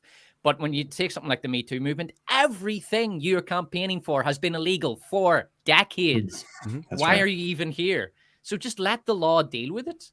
And as for the guy himself, like if you want to go see a show, go see a show. I don't see that there's any major issue here. It's not like he forced himself on anyone, you know. But I don't know the details of it. I will say, though, that when I did a video about She Said, and in it I mentioned the destruction that the Me Too movement had wrought. Oh, yeah. Mm-hmm. And one of them was Kevin Spacey. And I mentioned that Kevin Spacey had been found innocent in civil court in the United States and in criminal court in the United Kingdom. So he'd been found innocent on all charges in 2 different legal systems, in civil and criminal. And there were still people in my comments section saying things like, oh, you know, man, I agree with you. And I agree with most of what you're saying in the video. But Kevin Spacey is a real creep, man. I've heard some crazy shit about Kevin Spacey. And I was just thinking, you are no different than the Me Too activists, because based on hearsay, you're condemning this man in spite of the fact that he has been found innocent. Like, they are just as bad as the Me Too witch hunters when they have that maybe attitude. Kevin Spacey could be another one we could feature on this segment in the future. Like maybe he is guilty of some shit. We don't know. I mean, like Greg said, we've all got weird sexual kinks, but for someone to be found innocent and then for people to still be crying out for his blood, it shows you what a horrible, bad place society has moved into. Well, by default, between Greg and I, we're placing Louis C.K. in the mostly acceptable, deserving of some subdued criticism category. So that's where Louis C.K. sits. Okay, I wanted to discuss this. Have you guys seen these little clips and videos of the OpenAI on Sora? Yeah, I thought these were mind-blowing. I'm excited. Yeah, incredible. Same here. We normally tend to be kind of Luddite about these things, and we tend to portentously think about the negatives. But sometimes it's just important to sit back and go, this is incredible, and the implications are incredible, and just appreciate the artistry of what's capable in terms of texture, in terms of realism, in terms of depth perspective, in terms of continuity. It's gorgeous. And even just for the film industry alone, if you're thinking of mid-budget films or indie films where you want like a minute's worth of establishing shots, you know, or that just that alone could take a massive amount out of the budget. And establishing shots could be in science fiction. It could be in any genre. So I'm super excited about it. And to revel in what's capable. Sometimes it's important to do that. Yeah. Well, what gets me excited is like any kind of new technology, it makes creative stuff more accessible to people that don't have the money for it. And you're absolutely right. Like when I first saw it, I had the exact same thought of like, if you're an indie filmmaker and you don't have a studio giving you millions, or you don't have cool, you know, locations to do your filming or whatever, you can fill in some of those shots with this generated stuff. It's going to hurt people who don't have a lot of skill. They have like a one skill kind of thing. It's going to hurt them a lot. And it's going to raise the bar on like storytelling and creativity, which I think is really exciting for the audience. Like for us, it's great because right now, part of the reason that we're seeing such an issue with Hollywood is that, you know, we've all talked about the death of the mid-budget film. You really can't get a movie made for less than $100 million and $90 million these days because studios just don't want to finance it because they're not going to make as much. They want these billion-dollar blockbusters. But then what we end up with are these, you know, no creative, sanitized, ridiculous, over-the-top CGI spectacles that cost a ton, and they advertise the hell out of them, and they do make a fair amount of money, but they're bad, they're poor quality. And I think that what's great about something like this is the same thing that happened in the video game industry when video game engines became more accessible. You had things like Real Engine, you had things like Unity, you had things like Godot, where an independent game developer or 2 or 3 guys working in a room have all the tools and the assets that they need. If they bring a creative idea, if they bring an interesting mechanic, they can make a video game that will make millions of dollars. You know, Shovel Knight, we talked about Stardew Valley the other day. You know, the tools are there, and it allows people who have all the great ideas, all the creativity, all the really cool things they want to bring, but they don't have the tools. Well, now the tools are there. So that hurdle is gone. And so now we get the really good quality that we weren't going to get beforehand. And I'm excited about that. And also I can create B-roll for my videos with a prompt, and I'm super psyched about that. That's right. And this kind of stuff can because people seem to think like it's all or nothing, but it could just greatly bring down the budget overall, because people are like, oh, well, okay, the fingers and the hands aren't there, but you could I think we've all seen the sort of behind the scenes where they're practicing sword fighting and stuff. They do it in sort of like cardboard boxes and stuff just to block out the set. Well, you could do that for everything, and then you could have the computer generate whatever environment for it. So if you're doing an indie film, you could have a professional environment of whatever you want there, and then you could just get the actors to do it in front of it. So I think overall, it's not going to be like, maybe eventually it will, generate entire movies.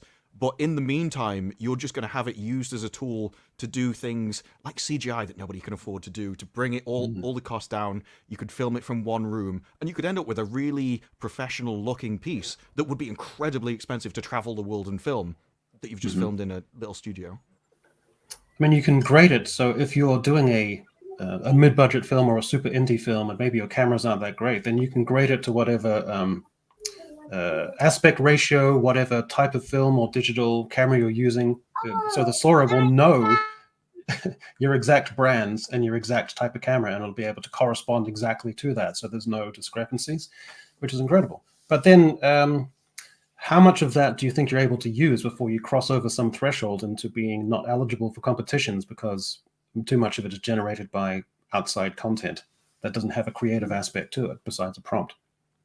You know, that's going to be a big deal for a long time. Like I know right now you can't copyright things that AI come up with, but there aren't good rulings right now. Like software, you know, I can have AI bring give me code snippets. I can have it write classes for me that, you know, just garbage code that I don't want to do, but it's the end product of whatever program or app or whatever it is that I might be making.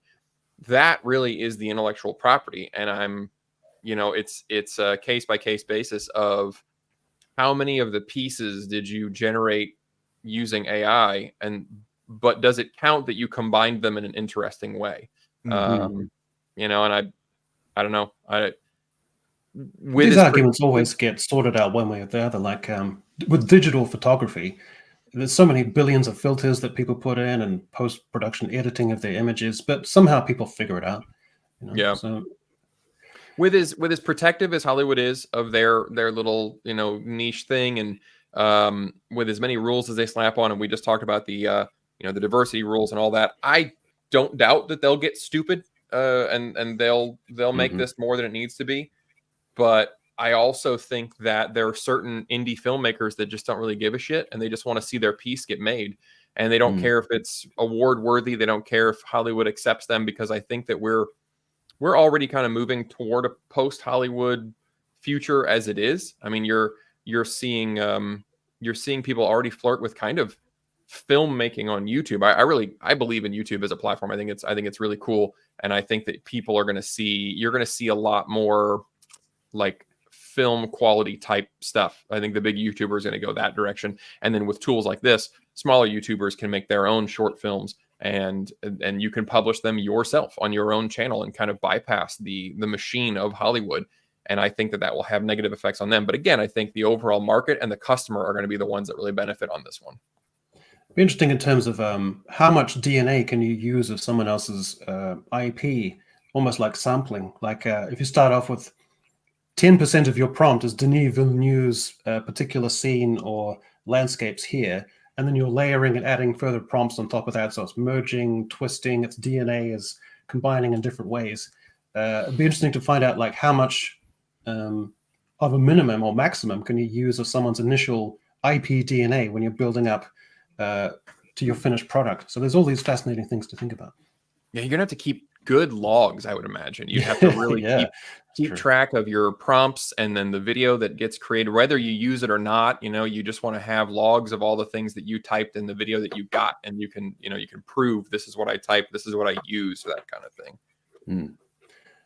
One thing I wanted to talk about is we've been down on old Taika Waititi in the last little while. He's been a bit cynical with his projects and that kind of thing, and we've kind of lost faith in his ability as an author. But I've got faith that he can turn it around, and this is going to be his next project. So Kazuo Ishiguro, famous for Never Let Me Go, that kind of a very dark, futuristic idea of using kind of clones to harvest their organs to use for the main society. So fascinating concepts there. And Clara and the Sun. Clara is an android in the future in a store, and the Sun gives Clara her energy to survive with, through solar panels and some such. And she gets adopted by a family, and the daughter is very sick. So it's a very understated, very beautiful, futuristic, sleek story. And I think Taika could do an excellent job of it. So my first question to you is, are you familiar with the source material? And secondly, do you have faith that Taika has that deep soul as a cinema maker, that he can also step out, he can divest himself of all the frivolous stuff he's been doing and actually do a proper, sophisticated project? I don't know the source material, but I don't think he can do sophisticated anything. Remember when he was doing Thor and he got described as a 7-year-old? That was... I mean, that's the way I see him, because that's the way he does. I don't think he could do deep if his life depended on it, but that's me. Jojo Rabbit had a little bit of life to it. I've heard a lot of praise for Jojo Rabbit, but I've not seen it. But everybody says it's really great. He won an Oscar for best adapted screenplay. The familiarity I have is the Wikipedia article that I looked up today on Clara and the Sun. So I feel like I'm pretty qualified to talk about this. Go ahead. As I was reading through the synopsis, the only thing that really it sounds amazing, by the way. The book sounds awesome. The only thing that really concerns me with his, predilections for his characters and then the book is the synopsis made Clara sound like sort of childish, like she doesn't understand certain things. Like she's this advanced AI, but yet thinks the sun is going to heal, this girl that she's supposed to be friends with, or she thinks the sun hides in a barn apparently at the end of the day, and so she has these kind of, she's an advanced robot, and yet has these very weird common sense gaps, is what it sounds like. And my only fear would be that Taika would overplay that to be like really silly, goofy. She would make really stupid daily mistakes, almost like Amelia Bedelia type shit, like misunderstanding basic things. And I think he would try to get like laughs out of that, and that could go really bad. But otherwise, it sounds like a cool book, and it could be a really interesting movie. Yeah, I've got a little bit of faith in him that if you give him very strict prescribed lines and a very particular tone, that he could surprise us. But that might just be me. Anywho, let's move on to, I guess we're going to do... I still think Ragnarok holds up. I know a lot of people are mad at that one, and I think that Love and Thunder kind of soured them on Ragnarok's a good movie, man. I agree with that. I didn't like it. If you want to go and look at some shit, like look at Thor: The Dark World. Thor: The Dark World is fucking awful. That is a bad movie.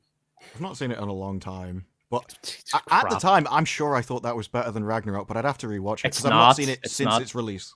Like, Ragnarok's a good movie, and I do think it holds up. But there's some Marvel movies you go back and watch them. Like Iron Man 2 is pretty bad. Iron Man 3 is crap. Dark World's junk. Like this idea, we need to get away from this idea that Marvel were amazing from phases 1 to 3, and everything they touched turned to gold. Like they did some shite in those first 3 phases. See, They were I've not Yeah, watched maybe it that at the doesn't time, have to but be I good. thought Iron Man 3. I know I hated 2, but I thought I liked Iron Man 3 at the time. It's weird. right, Marvel had this weird effect when you seen it in the cinema at the time. You sort of thought, "Oh, it's really good," but when you rewatch it now, you're like, "Man, that is a bad movie." Yeah, I maybe never it's time rewatched for a Dark World. retrospective. Yeah. I haven't watched Dark World and it's probably been 6-7 years. So yeah, I need to watch that one. But we just watched Ragnarok at home the other day, and I was like, nah, this still holds up. He really nailed the like 80s synth vibe, Flash Gordon aesthetic that he was going for, and he stuck to it. And there were a few, Korg was a little goofy. There were some silly parts, but overall, it held with the vibe that he was going for, and it worked. And it's really cohesive, and I think it still holds up. I just think now Love and Thunder sucked, and people just want to hate him, which I get. But Ragnarok still works. My whole issue is I never used to know who made movies, and I don't like that I know now, because I think they should be in the background and they just put the work out and you judge the thing. Whereas now I have to know that you're going to drag what you do to every movie you do, and they're all going to be the same. Yeah. Good point. Well, time for the podcast.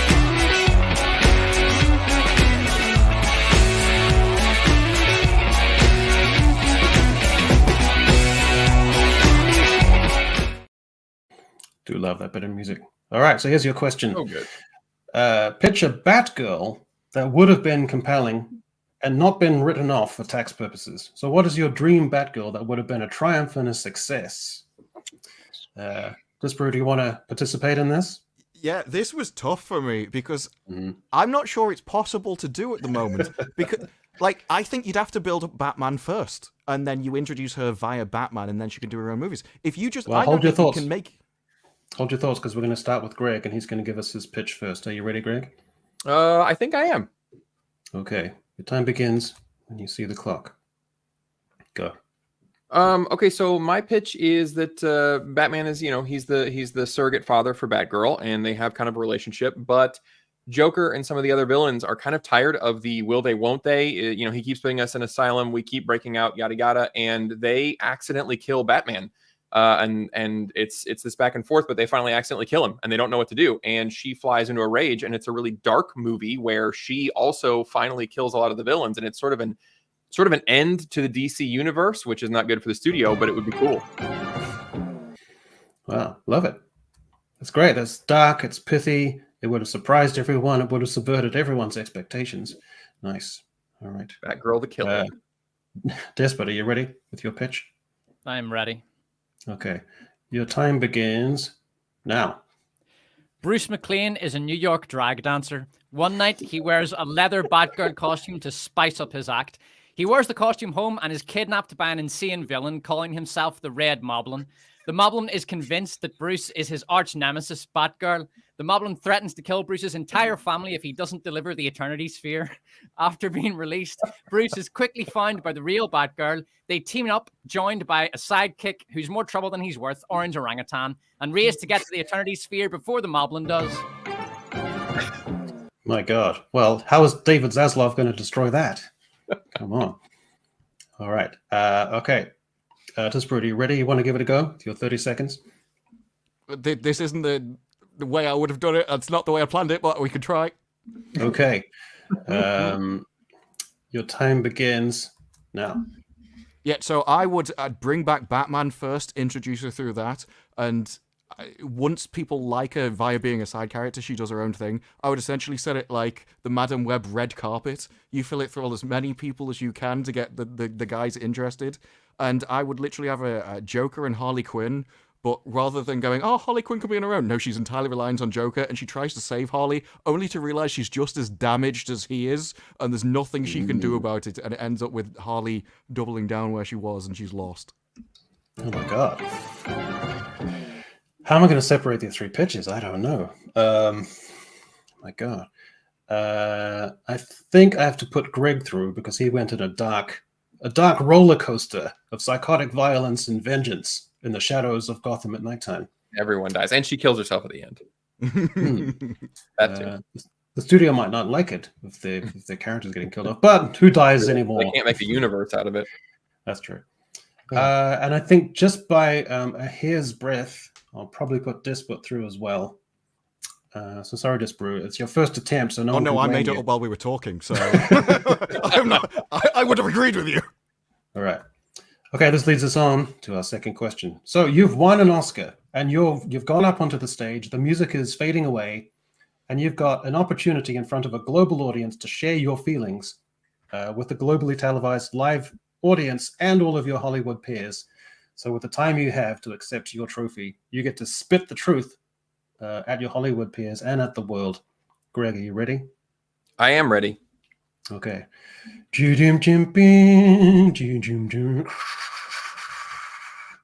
Go. Time starts now.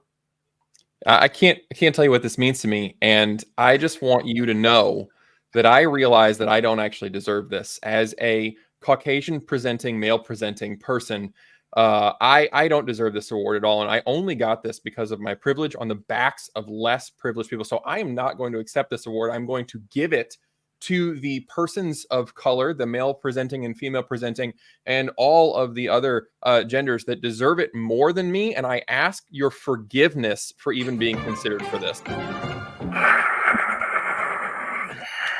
All right, brilliant. Well, your career is assured for the next 20 years.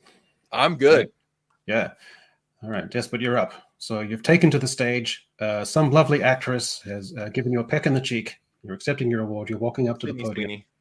Yeah, Sydney Sweeney. Here's your moment. Your time starts now. Now. Ugh. Now. Come on, guys. There are a lot more important things to worry about than my Oscar acceptance speech. Well, we have to end apartheid for one and slow down the nuclear arms race, stop terrorism and world hunger. We have to provide food and shelter for the homeless and oppose racial discrimination and promote civil rights while also promoting equal rights for women.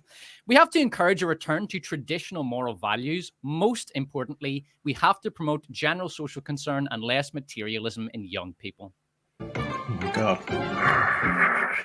I think half the audience has orgasmed after listening to your speeches. So well done. Well, you went in directions I wasn't expecting. So Disparu, which was the most cathartic out of those two? Oh well, they both play into the narrative of the time. I would definitely go for the first one for Greg's though. It was.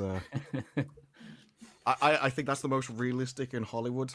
Although, out of any speech, I don't know if anyone's seen Rachel Ziegler's acceptance speech for being the best action hero, but she bravely stood up and said, "I'm so glad we like movies. I like movies. You like movies. Thanks everyone who bought a ticket to the movies, but we're all here to celebrate movies. I love movies." It was Powerful, deep. profound, poignant. Now, I also would have brought a whip with me as well, and I would have been hitting myself as I gave the power. So. I have a confession. I plagiarized my speech from American Psycho, so I'm disqualified. All right, well, by process of elimination, Greg is today's winner. Congratulations. All right, well, all you fine folks, that's essentially it for today. So it just remains for me to thank Mr. Greg Owen and tell the folks what you've got coming up. Nothing this week because I'm too busy watching Oscars movies. Next week, I'll be doing a review of Cabrini, which I can tell you early is really, fantastic. It is a fantastic film, and I can't wait to talk about it. And also a breakdown of all 10 Best Picture awards that I am currently watching. Okay, great. That's nice. That's going to be pretty compelling. I should probably do the same thing. Despot, tell the folks what's coming up. And congratulations on your Worst of Woke. It's like almost like 500,000 hits on that thing now. And it's yeah, thanks very much. Well, thanks very much to everyone who watched. I am currently just watching a ton of shite, so I'm going to be doing a Razzie stream soon. I think I'm just going to do that one solo. Yeah. I'm going to do that one solo, and then I'll do the Oscar stream with you guys. And I've got to watch the Oscars movie as well, so I'm just watching tons of stuff at the minute. I can tell you though that I think Shazam 2 is worse than Ant-Man 3. It's so much worse than I expected. It's real bad. Wow. And Disparu, our featured guest for today. Thank you so much for coming on. I appreciate it. It's late and old Blighty over there. It was a fun time. Yeah, with me, it's been Madam Web all week. I've never. It was so great when the reviews came out. I love when all the professional critics get together and just universally pan something, and you just find the best comments out of it. It's like they're trying to compete with each other on who goes for the worst. When they finally admit that it's bad. Yeah, and it was safe because it's Sony. It's like close to Marvel, but not quite. They don't really care if they get blacklisted that much because what they're going to miss, Kraven the Hunter. Yeah.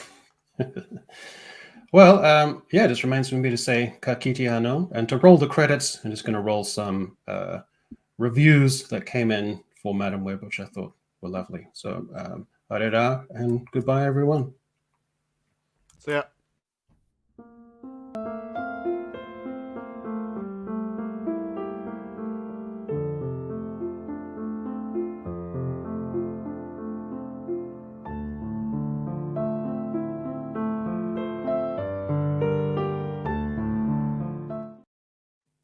All right. Bye-bye, everyone.